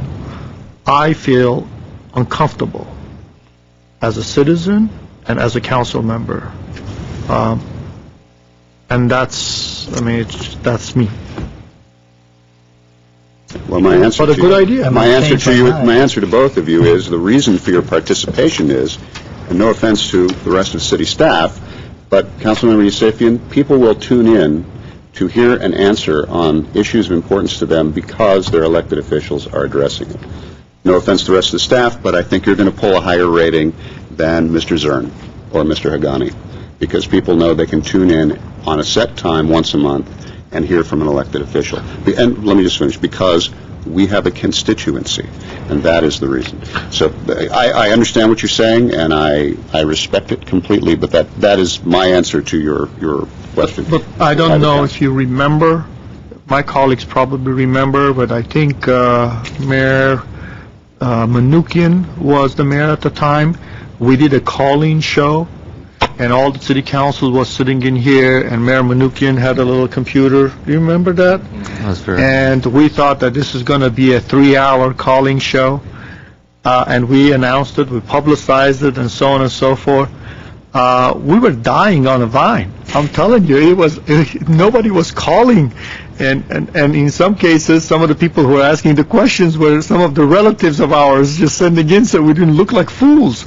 And that was the last time we did that. And that's why I didn't recommend a call-in show. I have a feeling we're ready for a vote. I'd like to hear Mr. Weaver. I didn't. I'm sorry, Mr. Weaver. I thought you weren't going to speak. Well, way back when, if any of you four were on the council, I do remember Mr. Yusefian mentioned, and also remember that each council member at that time sat up here on different topics for an hour with phone-in calls. We got a few, not many, but I had the thought at the time that I think we have 18 departments in the city, and the public generally don't know what they do for the city. They know in broad terms, but not enough detail. And I talked about the police should have a show, the fire should have this show, so on. And lo and behold, they do have shows. I don't know how many people call in, but it goes on for an hour. I thought they ought to be rotated. Public Works ought to have a show. Public Services. Let people call in, announce it, tell them the topic's going to be. If it's on Public Services, you're talking about the sewers and the storm drains and all that good stuff. And Public Works, you're talking about streets and whatever. And let each department rotate. Parks and Rec, let them all have a chance. With all due respect, Mr. Mayor, I don't care to announce a show and then go sit in a corner until the end of the show and I come back again, say thank you for participating. I'm the kind, I want to be involved. If you want to sit me here and let people call in for an hour and ask me questions, I'm not going to burden staff. If I don't know the answer all this time, I'll just say I don't know and I'll have staff contact you. But 18 departments, and the public generally don't know what they do. So I think a program like that, rotating the departments, would make a lot more sense than getting us involved. We're out of it, and I think, personally, I think we ought to just stay out of it. Okay, well, I'm going to just respond to it. That's just my opinion. I know, I appreciate that, and then we should probably move this on to a vote. Again, it is not a call-in show, and it is not a live show, so you're not sitting in so you wouldn't be sitting in a corner. Come in and you come in and you tape your segment, and then you go home or to wherever else you were prior to that. But it also may be that the concept is just simply something my colleagues do not wish to support, and I certainly accept that and respect it. I have one more comment. I just wanted to make sure that the public understood that the Doghouse show continues. We have one of the stars of the show in the audience tonight, and so dogs and cats continue to be adopted, and the Glendale Humane Society continues to be a very active part of that telecast. I watch it on a regular basis. I miss Mr. Weaver, of course. How many of you adopted? I leave that to you. Okay, I adopted mine. I adopted another one. How about you? I've adopted two dogs. Good. Next. We should have a show and bring our dogs in. How's that? And have them do the show. Hey, some people like that idea. All right. I think that we've pushed enough verbs against enough nouns here, so... Except... Oh, I'm sorry. May I make an amendment to that motion? What are we There's no voting motion. There's no motion at the moment. No. Okay, may I propose a motion then? I thought there was something out there because we said let's put it to a vote, so I would be. I would, and whether it's 8B or 8C, I'm not sure which form it's going to take. Maybe I want to do 8C first. I would move that we adopt the new... work plan? That's what the motion's for, on 8C, work plan. So, everything in the work plan? I would like to adopt... Can't do that, because this is part of the work plan. So this, what we just discussed, if we disagree, then we vote against the whole work plan? Mr. Mayor, yes, part of the work plan is to whether or not to have the show. Right, so... And part of it is, 8B is whether or not to allow council members to be part of that show. So I think you could still take action on 8C if you wanted to. Okay, let me move 8C and 8B with the additional language that a set of pilot shows be prepared.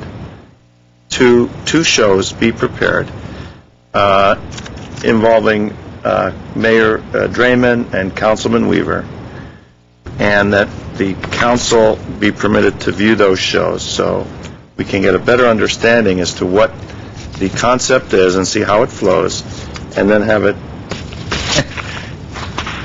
You got that motion? At the dancing? Yes.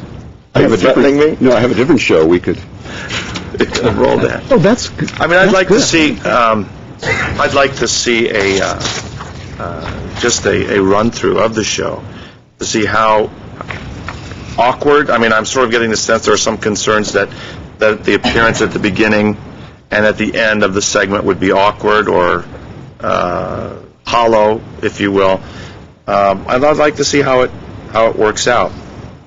And if I like it, I think I can vote for a resolution of this. I mean, I'm understanding the comments from my three colleagues, but also the point of getting in touch with the community and the constituency that we represent and we relate to. And I don't know what sort of cost issues that would present. Hopefully not too great, but just to see how it goes. I would.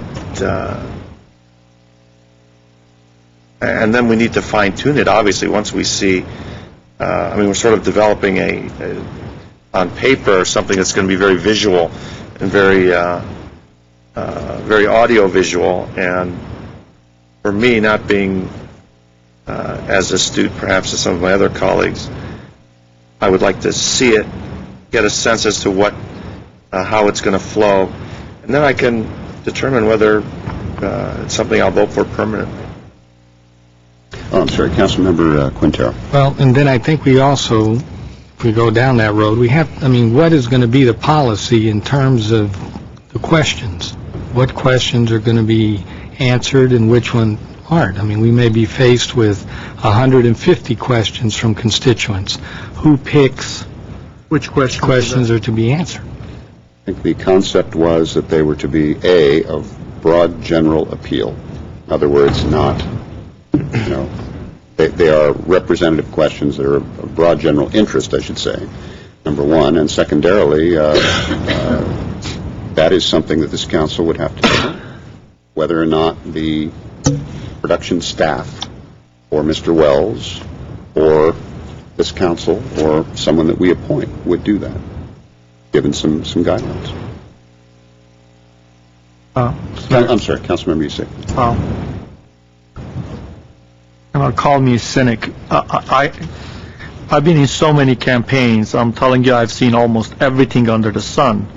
And my worry is people who are trying to knock certain council member, they will have their people send in messages through the internet, and God knows it's so easy to do that. Ask a question that is completely the opposite of what, for example, a council member voted for or voted against. And that will become a question. And lo and behold, the same council member has to introduce the person to do the answer and question. There are so many different things. One of the reasons I didn't want to translate is because people came here, said very derogatory comments about our country, our way of life, and this government in general, in a different language, and asked me to translate. So my worry was, and it happened, because they did not show the part that they were asking the question. They just showed my translating it and the derogatory comments that comes out of my lips. And next thing you know, you're on YouTube. This country has changed. Just look at the presidential elections. My God, YouTube is just us. We get a YouTube thing. The minute we flinch the wrong way, it's on there. So now I'm going to go out there. That's why I'm so hesitant. And I agree with Mr. Quintero. Who picks the questions? Does the city manager pick the question? Who picks the questions? Does the council pick the question? Does the mayor pick the question? There's so much that is left out there hanging. I'm going, do I really need to die on this hill? Do I really need to go there? I don't think that's really that important. If we want to get in contact with our constituents, which you do with other council members done, which our mayor has done, go to a location, say, I'm doing a coffee with Rafi, sandwich with Draymond, I don't know, muffin with Bob, whatever. We can do that. You realize, Councilmember Yusefian, all of what you're saying about muffin with Bob is going to be on YouTube in the morning. I know. And they're going to ask, what was Bob talking about? We might ask that too, right here. The ones with the blueberries in it, so don't get going. All right. Somewhere in there was a motion. I'm not sure there was a second. I don't think there was. No. And again, I don't believe there is going to be. So I think if there is no second. Can I make a motion on 8C? Of course. I'm making a motion on 8C with removal of that program. Or with removal of that program. Because I don't know. I think that program should come back all by itself, separately. Then you could tell us who's going to ask the questions or whatever. But I'm voting for 8C with the existing programs as is, with the exception of the... Why are you removing senior spectrum? Because it's not doing well? Nobody's watching it? It would just be a funding move. Okay, but currently they're watching it? Yes. Okay, then I'll keep the seniors in. So I'd like to move 8C current program the way it is with the capital outlay and eliminate that program. Thank you for the motion. The second, I have a question for you, Mr. Wells. We don't have any Arbitron ratings on Channel 6, do we? We do not. And so there's no ratings on Channel 6, correct? No, the last time the city conducted a survey was 2005. 2005. When did Senior Spectrum come on? Oh, you're testing my memory here. I would say 2 years ago. No, it's been on, I would say, for about 4 years. So whether anybody's watching it, an answer to the question is purely anecdotal, correct? I would have to go look at the survey to see where Senior Spectrum showed up, Mr. Mayor. Foundation. Okay. Just FYI. Because now I don't want to have added this that I was trying to bump off the senior. Right here, because that's going to be the headline in the news press tomorrow. You see? That could be one of the questions. That's what I'm talking about. That implication is certainly not the case, and but in point of fact, we don't have a specific way of knowing whether or not our viewership is up, down, or anywhere in between with our programming on Channel 6. So. And Mr. Mayor, before you call for you brought a good point. 2005, what was the cost of that? We actually shared through the charter. We shared the cost with the city of Burbank because it was done as we were preparing for our franchise renewal with Charter Cable, and as you know, that all went away. But that was how we funded that, and I want to say that that was approximately $15,000. But Charter does not have like the ratings they do for TVs. No, we would have no means of doing that. We would have to conduct our own survey. Okay. Mr. City Clerk, call the roll, please. Council members Najarian? Yes. Quintero? Yes. Weaver? Aye. Yusefian? Aye. Mayor Draymond? Yes. Next item, please. Mr. Draymond? Yes. Draymond, I'm sorry. Just on 8B, there were right. 3 items of 8B. One was the government access item. The other 2 were the DVD copy policy and the streaming policy. So I think staff wants do we have a motion on those items? Yes, Mr. Mayor, I would like to move the 8B, basically eliminating the policy section but keeping the DVD and the streaming video. Okay, very good. Second. And we have a second. Is there any other discussion on that portion? No, and I have no speaker cards. Mr. City Clerk, if we can call the roll. Council members Najarian? Yes. Quintero? Yes. Weaver? Aye. Yusefian? Aye. Mayor Draymond? Yes. All right, now let's move on to the next item. Next item is oral communication.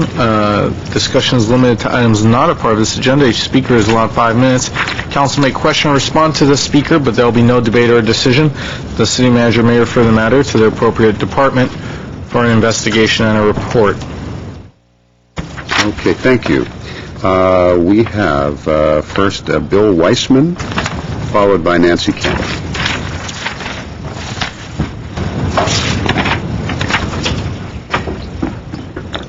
Good evening, Mr. Mayor, council members, city staff, and the public. I'm Bill Weissman, resident of the distant magical land of far north Glendale. I watched the budget session this morning on streaming video, and I wanted to commend Councilman Yosefian for several issues he raised during that session. One of them had to do with the use of reclaimed water and investment in infrastructure for utilizing reclaimed water, and wanted to say that I think the sooner we can do that, the better it will be for the city. I also really liked your proposal for, I guess what we could call water retention in the lower part of Deukmejian Park. I know there was some reservations expressed by Councilman Najarian and Weaver, and I don't think there's any potential for it turning into another Hetch-Hetchy. There's about 700 feet of altitude gain between the parking lot at Deukmejian Park and the end of the trail at Dunsmore Canyon, so any Hetch-Hetchy style dam would have to be 500 or 600 feet high, which I think is obviously well outside anything that we would be capable of. I think perhaps what Councilman Yosefian had in mind was something much smaller scale and lower tech, more of a pond maybe than a lake. And I would like to point out that there's one other issue where that kind of thing could be useful, and that is Los Angeles County currently maintains a helipad on the west side of the access road to Deukmejian Park. And when helicopters that are involved in firefighting operations have to refill with water, I've seen them do it from up there, and they have to go through a whole rigmarole where they have to send one crew member down to unlock the gate, and they have to have a big hose that they unroll and attach to the hydrant at the end, and it might be better to have an easier accessible water supply up there. And on the same topic of fires, I also wanted to mention, in case you didn't know, there was a small brush fire today north of Day Street, just west of Lowell, in the city of Los Angeles, but just directly on the other side of the Glendale border. And it was a pretty windy day today up in the hills, and there was a potential for that fire getting out of hand. And I wanted to just mention the Los Angeles Fire Department, the Glendale Fire Department. I even saw a unit from Burbank there. They got on that fire really fast and knocked it down, and they had crews up there on that hillside taking care of it. Glendale Police Department had a helicopter in the sky acting as an eye in the sky for that. And I just wanted to commend all the fire department staff that was involved in knocking down that fire, since it was about 3 blocks from my house. And I think that was all I had for tonight. Thank you.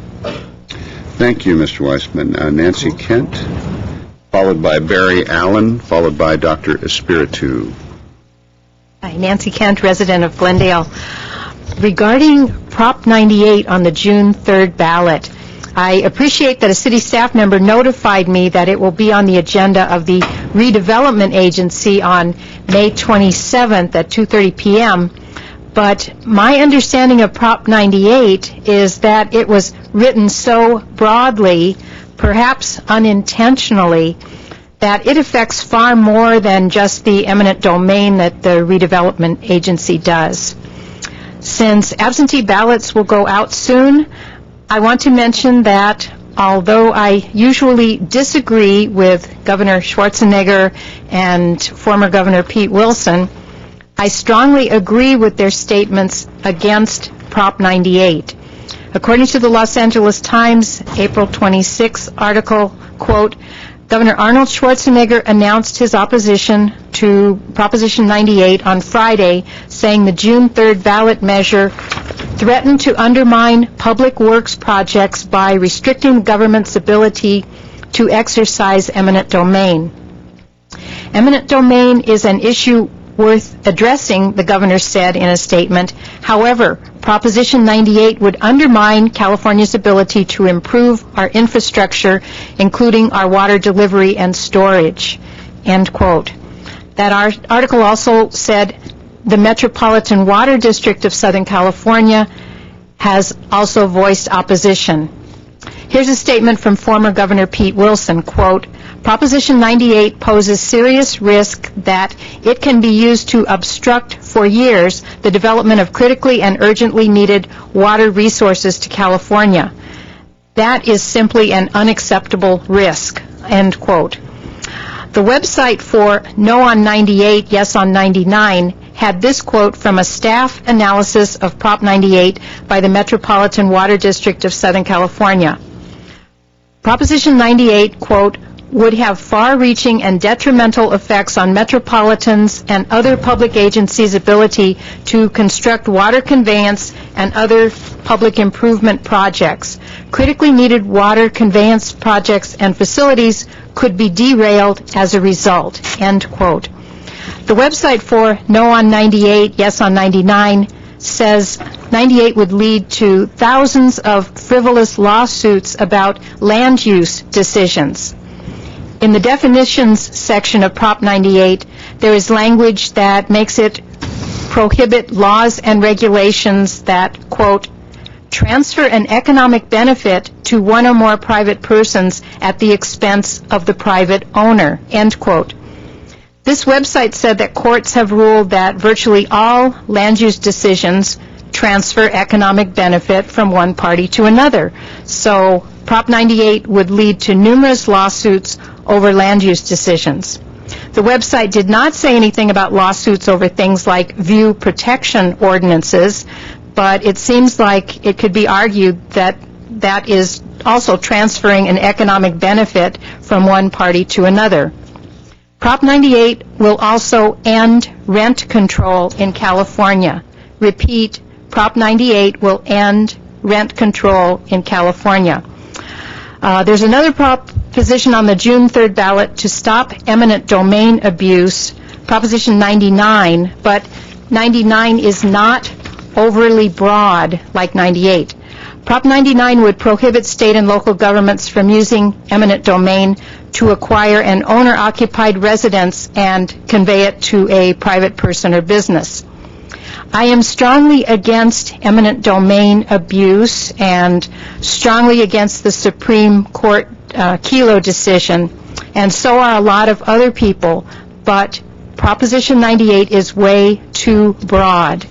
For June 3rd, to stop eminent domain abuse, the saying is, we hate 98, 99 is fine. Thank you. Thank you, Nancy. Dr. Espiritu, followed by Anahid Pamidian, followed by, Barry Allen, followed by Dr. Espiritu, followed by Anahid Pamidian. Thank you, Mr. Mayor. I thought maybe you I lost my marbles. Yeah, no, you had me confused with the new potential TV program and the question that you had asked. No, thank you, Mr. Mayor. Council staff, I'm Barry Allen with Van Guardians. I'd like to know when the landscape issue that was taken off the agenda today will be coming back, because I did have a concern with that.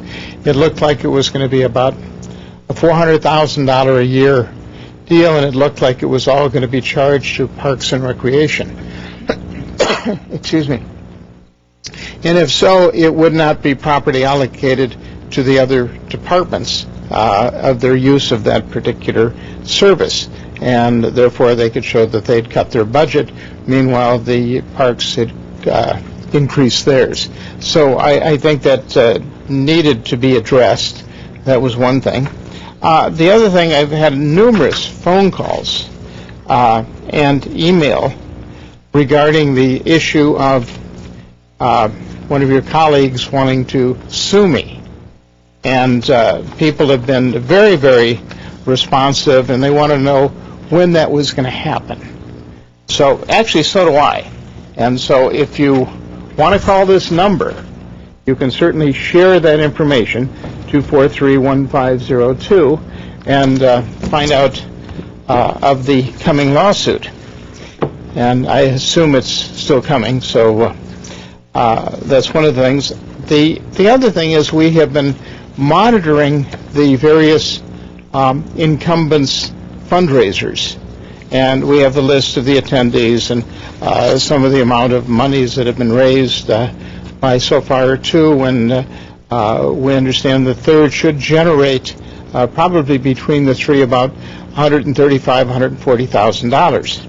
And certainly whatever the city does relative to campaign finance reform will not affect the incumbents who have already raised funds. In fact, it'll probably make it much more difficult for a challenger to be successful.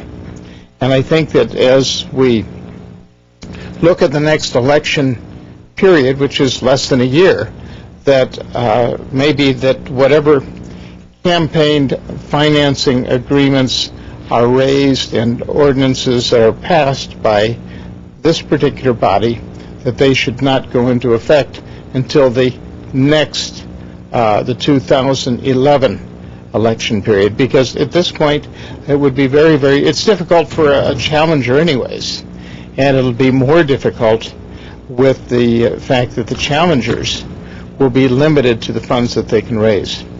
And I think that's one of the things that we must take a look at in all fairness to the challengers. Thank you. I'm Barry Allen. Thank you, Mr. Allen. Dr. Espiritu, followed by Anahid Pamidian, followed by Rita Unikian. Good evening, Mr. Mayor, once again, City Council and staff. Mr. Najarian, last week you asked me to do a study on the four companies that are going to be bidding on the Glendale B-Line contract. I wonder if any other councilman would be interested in having such an independent study done. And I will give you reports from the Teamsters, the guys with the badges, and with some case law. What I'm going to be talking about tonight is the B line.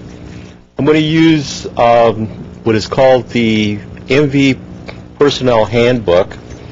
I'm also going to be using a document from the California Highway Patrol, which is entitled California Highway Patrol Passenger Safety Handbook.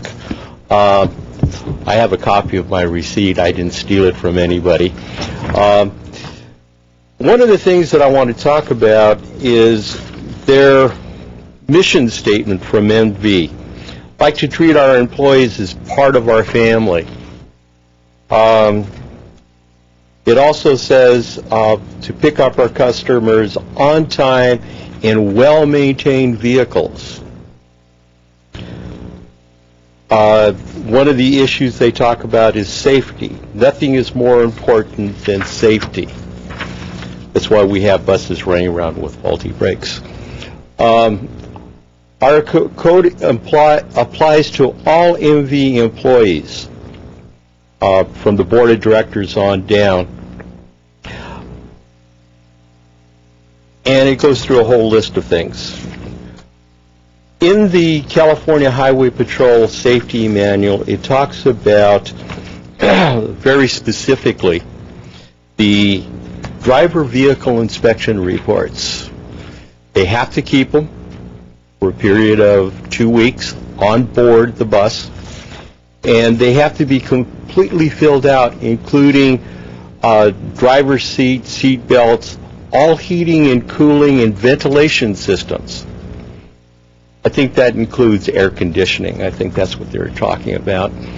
And we have some incidences where I was talking about last week where the air conditioning, and I could provide you with the documentation where the air conditioning on one particular bus did not work for a period of 6 months. I also want to go over what is called the city contract. It talks about liquidated damages. And it talks about on-time performances. It talks about issues such as destination signs.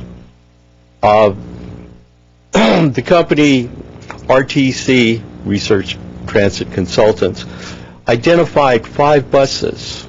I also identified 2 other buses that do not have destination signs.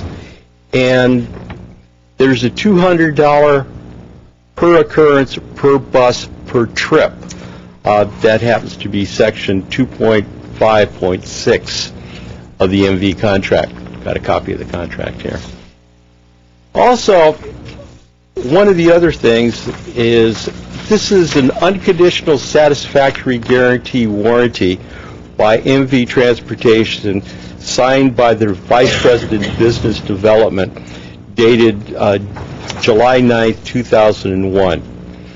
MV further guarantees that if MV is late to pick up a passenger beyond the time window, MV will return the fare to the passenger and provide the next trip free. This guarantee will not impact the city fare box revenue. MV will pay the fare refund for a free ride. This is on their stationery signed by their Vice President of Development.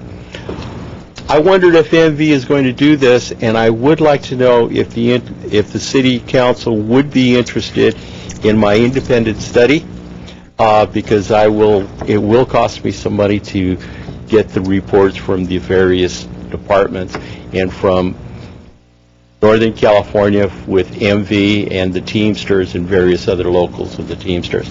Thank you very much for your time and consideration. One of this is for Mr. Howard, who's not here because we like to stay on the same page. And Mr. Kasakian, if you could make copies for all the members of the City Council who would like it. Thank you.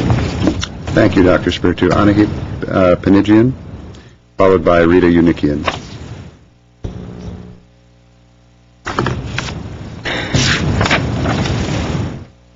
Good evening, Honorable Mayor Draymond, members of the City Council and staff.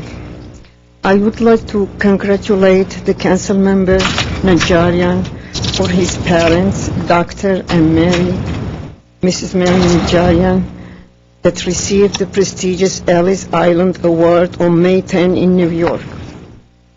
For the first time in the history of Armenian community in America, husband and wife together awarded the prestigious Ellis Island Award. The professionalism and selfless philanthropy of Dr. Vartkis Najarian and his wife Mary Najarian are well known not only to several facets of American life but also to Armenian Karabakh and the Armenian American community. The list is long and impressive. They also received prestigious Nansen Award. This is the most coveted honors. And outstanding individuals have been granted, including Mother Teresa, President George H. Bush, French President François Mitterrand, British Prime Minister, and Margaret Thatcher. This is a great way of appreciation of their dedicated service. In regard to the natural disaster earthquake that hit China, I would like to share my feeling with them and pray for the victim during this difficult time, because I'm one of the survivors of the devastating earthquake that hit Armenia in 1988. By miracle, my brother, who is my hero, now sitting, rescued me, and I was taken out from the rubble after 10 hours. I would like to make an announcement of the event that will be held in Armenian Church of Western Prelacy, 3307 West Glenox Boulevard at 7 p.m. May 15, this coming Thursday, which is the title Shared History of Genocide Jewish Armenian Community. Will come together to discuss this issue. And admission is free. Welcome to everyone. Thank you. Thank you very much. Rita Yunikian, followed by Yegina Nazarian. Hi.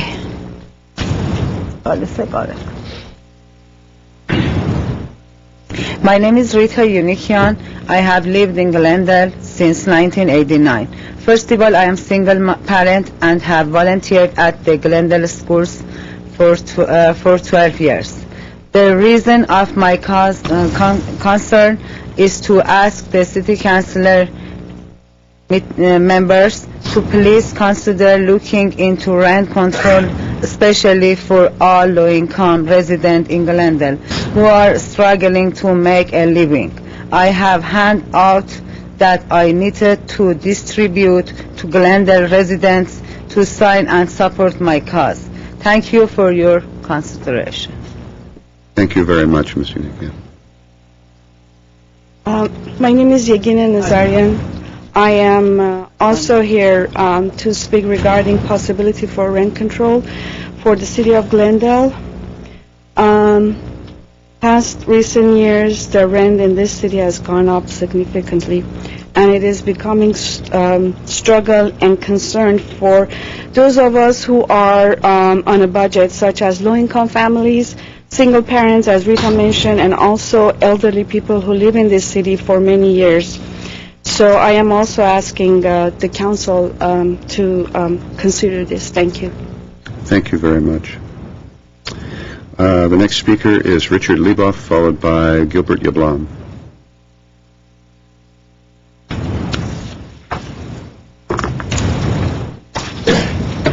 Good evening, Mayor Draymond, other council members, Mr. Starbird, and other esteemed city staff. I'm Richard Leboff, 29-year Glendale resident who's recently retired. I'm here this evening to express my disdain if, in fact, you're going to consider a waiver of the sign ordinance and grant general growth any consideration for their very ugly vinyl sign that adorns the entrance to what is commonly referred to as the fortress. I think that their behavior, their actions against the Americana brand project over the last several years certainly speaks to their actions, and at this time I don't think that they ought to be granted any consideration in regard to the sign ordinance, so that I do hope that you all do have the wisdom to reject any possible consideration of a sign ordinance. And in fact, I think the sign that they have again appended to their building ought to be removed immediately. Thank you. Thank you. Gilbert Yablon, followed by Craig Sanders. Could I pass these information sheets out to the council members and mayor? And there's only 7 of these packets, so whoever can get them. I wanted to, my name is Gilbert Yablon. I'm a Glendale business owner. My business has been in Glendale for about 15 years. I also have been developing some systems to make area code changes easier for the public. As everyone here I'm sure knows, an overlay has been planned for the 818 area code, and the overlay is a really great thing because you don't lose your phone number. But the problem that happens with the overlay is the existing dialing pattern is severely disrupted. You won't be able to make calls with 7 digits anymore, and every phone call made will have to be dialed with 1 plus the area code plus the 7-digit number. That's kind of a problem to begin with, but when people forget and they misdial, they dial with 7 digits instead, they hear a message that says hang up and redial with 1 plus the area code plus the 7-digit number. So that's the way it's always been done, and the public has pretty much been the one that has to deal with that disruption. There's an easier way to do it, a less frustrating way, where instead of the message that says hang up and redial, you would get a message that said press 1 for the 818 area code, or press 2 for the 747 area code. So you would be able to correct your misdial by pressing just 1 extra digit. And then the call would go through as if you had dialed correctly to begin with. So this would be a very customer-friendly, consumer-friendly option to include with the area code overlay. I've presented this to the California Public Utilities Commission, and in October there were 5 public hearings in this area, one of them in this room, and I gave a very detailed presentation at each one of those, and the commission pretty much chose to pretend that it had never happened. And in their decision, they said, we have 2 options. There's a split and an overlay, and we want to do this in the way that causes the least inconvenience for customers. So the overlay is the way to go. But yet they had an option that was presented to them that would cause even less inconvenience, but didn't mention it in their decision. Even if they had decided to say, this idea was presented and here's the reasons why we don't think we want to do it, that at least would have acknowledged that an option had come in that should be considered. So what I'm asking for, it's very hard for an individual to be heard by a group like the California Public Utilities Commission. But I'm hoping if you can see that this would be a good thing for your constituents, that you would join me in getting the commission to review this option, and hopefully at the time where the 818-747 overlay goes in, we won't be stuck with such a frustrating system. It's extremely helpful for people, especially people that are older and may not understand a dialing plan change. Somebody who's been dialing 7 digits for 50 years like I have. And you have a habit, and you just, a number you've always dialed with 7 digits, you're going to continue to dial it with 7 digits, and every time you're going to go, oh gosh, I can't believe it, I got to hang up and redial. But with this system that I've developed called Area Code Select, you would just select the right area code at the end of having dialed in correctly and be able to complete your call correctly. It also prevents people from having to reprogram their auto dialers, because If it was dialed with 7 digits, you'd push your auto dial button, and instead of being told to hang up and redial, you could just press 1 for 818 and 2 for 747. And there's certain auto dialers that can't be reprogrammed with a 10-digit number because when they were designed, they could only hold a 7-digit number. Those have to be replaced, and it's very expensive. And a lot of those are ones that are in security entry systems for apartment buildings and businesses. So this wouldn't solve every one of those problems, but it would probably address a lot of those systems that would have to be thrown out.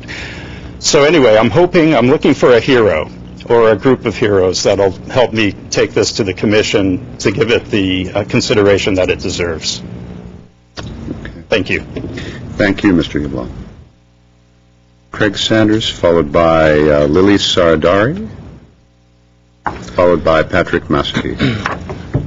Mayor Draymond, council members, and staff, my name is Craig Sanders, and I come before you tonight to revisit an issue that was brought to the council's attention a couple of weeks ago. It involved a series of events that have occurred, including a fence that was built beyond the front setback located at 718 Luring Drive in the Glenmore Canyon area. The fence design is non-compatible with the neighborhood. I was attempting to bring to the council's attention a flaw in the system that has allowed the homeowner to proceed in the building of a fence without discretion or review from the city.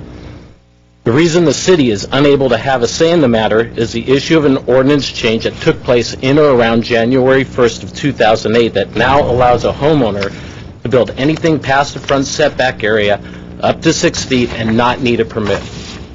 This previously was limited to 4 feet. This information according to the city attorney's office, Building and Safety Neighborhood Services.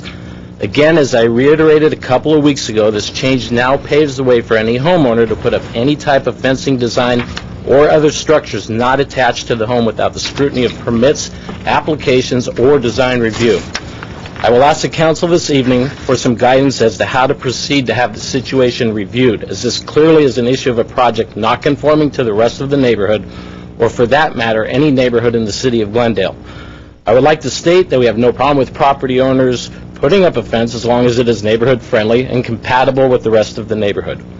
Within the last 8 months, we have asked for help through Neighborhood Services, Building and Safety, Planning, and the City Attorney's Office. We are hoping the council and staff understands that as the current code stands, the city is limited to act by the ordinance change. Again, it allows the homeowners to put up anything up to 6 feet, anywhere on the property without the city being able to review for design, structural integrity, or quality of workmanship. Therefore, at this time, the city has no capability of controlling what a homeowner is doing and preserving the look of neighborhoods in Glendale. Thank you for your time. Thank you, Mr. Sanders. Lily Sardari, followed by Patrick Massey. Ladies and gentlemen, my name is Lily Sardari. I moved from West Hollywood, which is a city very sensitive to rent control, 4 years ago to Glendale. Unfortunately, I was forced to move because the landlord wanted to tear the building down and turn it into a parking lot. And one of the reasons that I wanted to move to Glendale, and I'm glad I did, I find the city proactive. Now, the major problem is the rent control.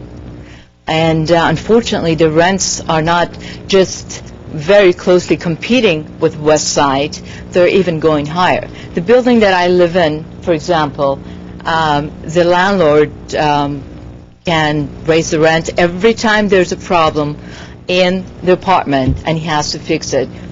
You know automatically he's going to increase the rent.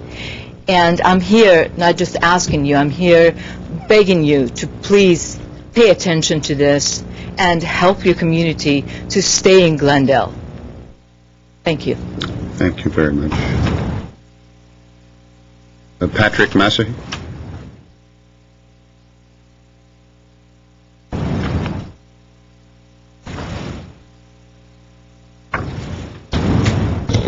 Mayor Draymond and members of City Council, my name is Patrick Massey. I'm a Glendale resident. By the way, Mayor Draymond, that has a good, it sounds good to me anyways. I'm here to talk about 1015 Grandview Avenue because this project has been kind of quiet for the past few weeks. as you're very well aware, we met with city officials, city staff members, and the developer and his team to discuss this issue. And again, it was a unanimous no on the part of the homeowners association, the people that live in that area. We gave them our comments. Our comments were then copied and sent back to us. And the latest we've heard from Mr. Lanzafame on this issue is that the developer is working on a new design to be more compatible with our neighborhood. I don't know what part of no he didn't understand in terms of no housing in that area, but in the city of Glendale, the more you try, you will eventually get your project done. That's how this city works. You try once, there's some noise from the neighbors. The city says, you know what, go back and redesign it, bring it back, we'll give you an okay, don't worry about it. And this is what's been happening with Glendale with all these massive projects going up. Well, on this particular issue, we're going to basically stick it out till the end, and I am going to make this an election issue for the 2009 election, because no residential neighborhood deserves to have 300 units put in the middle of that residential unit, especially when the zoning was done in such an illegal manner that it was done basically overnight without any notification. So, my question to you is, you as the city council have done a great job buying properties via eminent domain in the northern section of Glendale. And people have praised you for all these properties that you bought up recently in order to preserve the quality of life. But when it comes to south of Glen Oaks, nobody wants to talk about it. This is 3.5 acres of property that you guys have never even mentioned in terms of, you know what, there could be other projects at that site. You could preserve that building. And I want to know from the city council members and city staff members, how many hours have you spent doing research in terms of calling maybe Glendale College and asking them, would they like to rent this property? Could this be a satellite campus for them? Given the huge influx of non-English speakers that are on their way and are coming to this country, don't you think that's a win-win situation for Glendale College, for the city of Glendale, to have a satellite campus? Because let's face it, Garfield is packed. People have to wait 6 to 8 months just to get a class. And we know that recently, because of the funding and grants given to Glendale College by different measures that were passed in Sacramento, by the vote of the people, there is money at Glendale College. So my question to you is, have you even directed staff to even look into that matter? Or are you guys, simply asking the developer, hey, you know what, go from 300 to 250 and we'll get it done, don't worry about it? Because, we said no to any housing project at this site. Okay? So I am really disappointed that the rate that we are going forward with this particular issue, there is no cooperation with city staff members in terms of taking this in another direction, looking for other possibilities. Why are we so much stuck in one gear and only concentrated on a 300-unit project? Why aren't we looking at other means of bringing something there that can work? Remember, this building was built in 1986. There's no reason to tear down a 20-year-old building in order to make a few investors multi-millionaires. Okay? So that's my thing to you. And the other issue that I wanted to talk about, unfortunately, we don't have anybody from traffic and transportation, is that the current design of the flyover has a wall going alongside of it, which is the sound wall. That sound wall stops right before San Fernando Road, based on the design I've seen downstairs.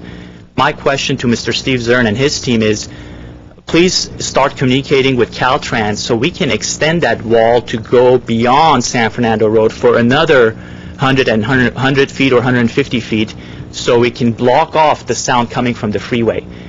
If that design can be looked at one more time, because the cost factor is going to be much less if you do it now in terms of including it in the project. So if that wall can be extended for another 100 or 150 feet and go beyond San Fernando Road, you're going to save us a lot of noise. That's all I have. Thank you. Thank you, Mr. Massey. Let us go to comments, and then we'll come to the new business after that. We'll just go alphabetically. Councilmember Quintero.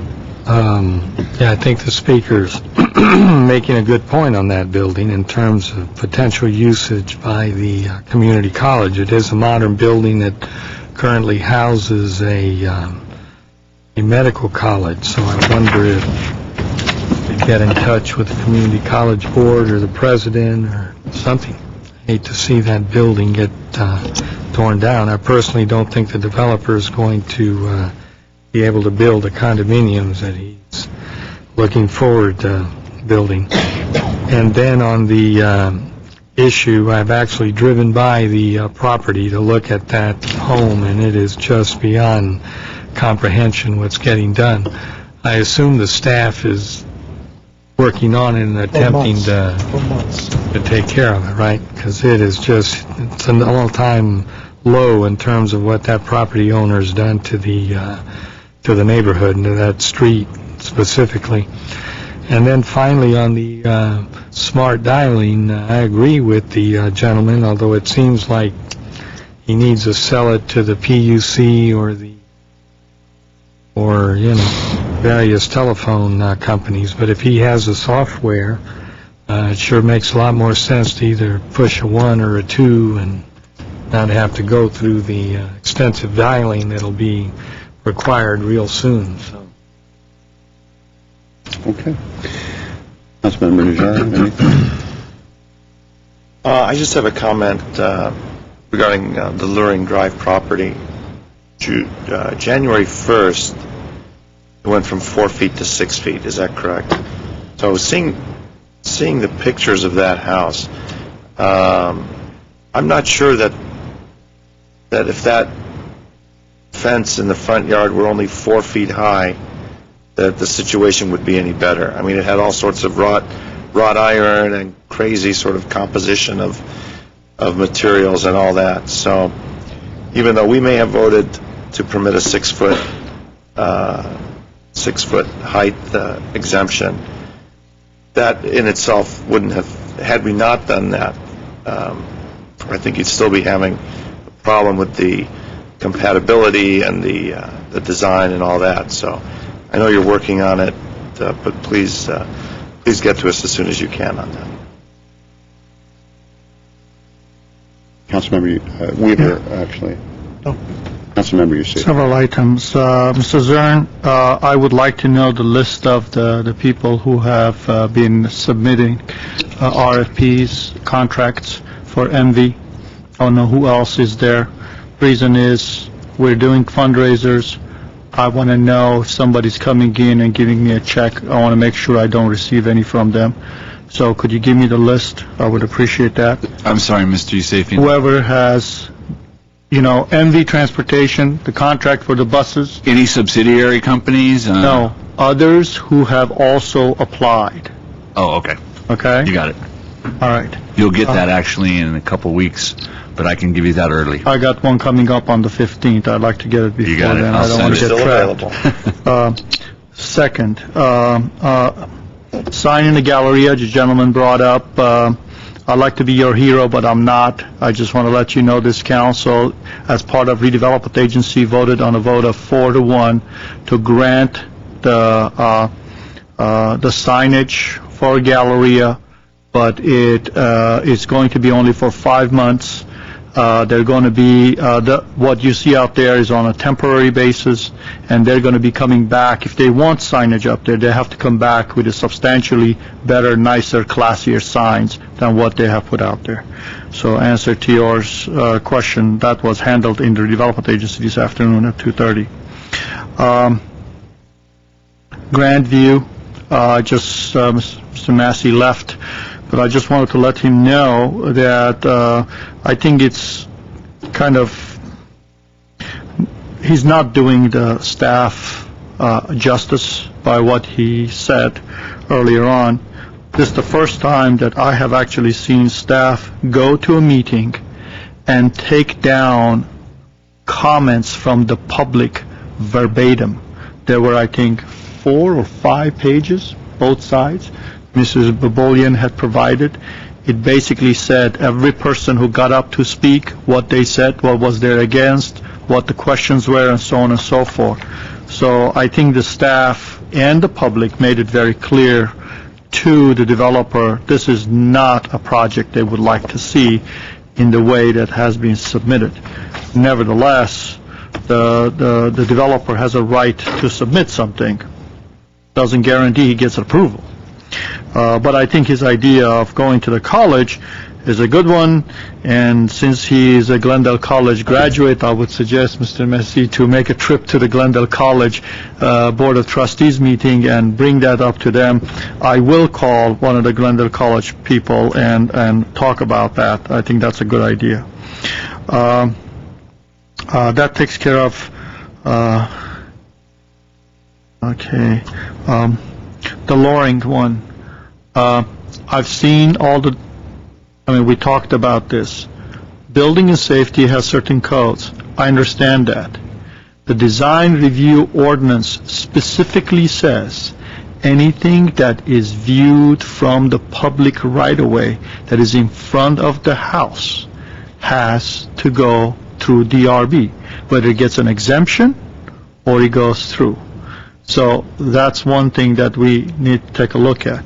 Also, a certain part of the UBC talks about a structure, and what is a structure?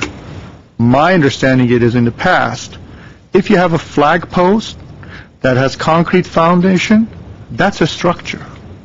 So you may want to look at some of those definitions that may give you some ability to deal with some of those items. I think that is all of them, Mr. Mayor. I caught it all. Thank you. Thank you. I only have one comment that wasn't covered by someone else, and that was also about Loring. Putting aside the fence for a moment, I'm rather concerned about the wall. And so if I had a next-door neighbor who constructed a wall, any kind of a structure, to use Mr. Yusefian's term, that was an unreinforced structure, there is nothing we can do about that. Based purely on the safety issue, that is clearly not a reinforced structure. There are wall caps right in the middle of it. So it's clearly, yes, Mr. City Manager. Mr. Mayor, I think the answer is there is something we can do, and we have taken steps, including not only a stop work order, but also an order to reduce the height of the wall. The resident instead, though, went out and put even more courses on the wall. Exactly. So our action is to go to the city attorney and seek an action then to compel them to comply, which means going into court. Now, I understand that we have legal remedies. I'm more concerned about the safety issue in a major windstorm, rainstorm, earthquake, where that falls over and kills someone. And our answer is we created a stop work order, and we went to court to file a misdemeanor. Is that our answer? In other words, I guess what I'm asking is, aside from exactly what is going on with Loring, what can we be doing similar to the same concept that we've used with, for goodness sakes, businesses that open without the proper permits, where we have been able to compel them to shut their doors until they do what they're supposed to do. I'm concerned about the fact that somebody's going to get killed over there. It's not just the aesthetic. I understand what Mr. Sanders is saying. I know he's concerned about the safety of it as well. But this is not a 4-foot-high wall. This is now, 10 feet in places or 9 feet in places. And it's just pieces of wall cap and cinder block stacked on top of other pieces of wall cap and cinder block with some odds and ends of cement slapped between it. And I want to know in the future what can we do so we're not in this place over and over where all we're saying is, sorry, Mr. and Mrs. JQ Public, we're doing what we can do. We told them, don't do that. Well, I'd like to hear from the city attorney.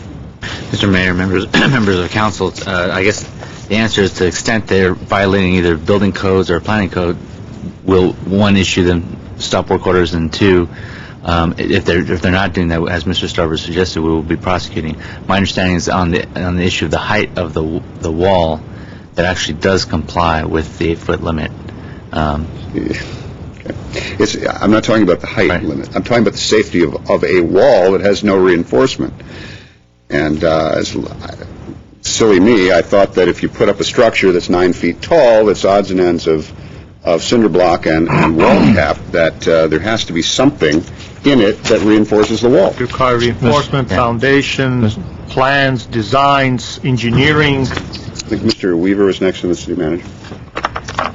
Yeah, this goes back to something I said before. Say you correct all the things that are illegal. When we're done, if we still don't like what we see as a community, and that means that the person has operated on the edge of the law, taken it to the extreme, that means we got loopholes in our codes that still have to be addressed. That's after we clean up everything. So how can he have that wall out in front? Well, the code permits it. Well, then maybe we got a loophole, something that we have to address in the code changes. You're not going to see everybody doing it, but it's those individuals that go to the extreme of what the code permits. That's the only point I would make. That's afterwards. Mr. City Manager. Well, Mr. Mayor, following up on your question, hypothetical to the city attorney and director of public works. If our engineers concluded that wall was an imminent hazard, as has been suggested, because it's unreinforced, it's too tall, whatever, I presume we don't have to wait to go into court. Is there some action we can take of a more immediate nature as opposed to what we normally experience, which is you get into the court, the judge continues, attorneys change, more time goes by. We've watched that. We've watched how long it takes to eventually rectify something. Is there a more immediate action that can be taken if our engineers conclude there's an imminent hazard? Well, one option is to declare it a nuisance, but again, that involves procedures. I guess we'd have to take a look at it. Something was actually, if our engineers felt it was actually unsafe, usually there's some sort of court remedy that you have to undertake before you can just send somebody on there to somehow remedy it physically. If it was a house and a structure, we'd red tag it. We wouldn't let people live in it. That's one way. What do you do if it's a wall? Red tag the house till it can fly. Mr. Mayor, I think you asked a very good question. We've asked staff to pull together sort of all of the issues that arise in the luring case. And tomorrow we'll spend some time and try and get some more acceptable answers to this. I know it seems very frustrating because I don't think any of us disagree that we have an inappropriate situation that's gone on there with a recalcitrant property owner who not only is ignoring what we're asking them to do, they're making things worse out there. And we seem to be hamstrung with legal procedure. I don't know what the options are, but we'll certainly explore them. Appreciate that. My goodness, Mr. Quintero came prepared. Has his cell phone, his BlackBerry, his toothbrush, and his dental floss. I think he's moving in. Sleepover. You want to try for the meetings have been shorter, Mr. Mayor. Yeah, there's no excuse for that. Mr. City Clerk, Only we have the next item. Is there any new business? Yes, there is. Mayor, I'd like to move that the city attorney be and hereby is authorized to enter into a retainer agreement with Timothy L. Davis of the law firm of Burke, Williamson, and Sorensen, LLP, to investigate a personnel matter and to incur all necessary expenses in connection therewith. The retainer agreement shall, in addition to other provisions, contain a fee cap. Second. Very good. Do we have a motion to adjourn? No. No, let's vote. Shall we vote? Yes. Sorry. Council members Najarian? Yes. Quintero? Yes. Weaver? Aye. Yusefian? Aye. Mayor Draymond? Yes. Now, is there a motion? Now is there a motion to adjourn? Second. We have a second. We're in adjournment. Thank you.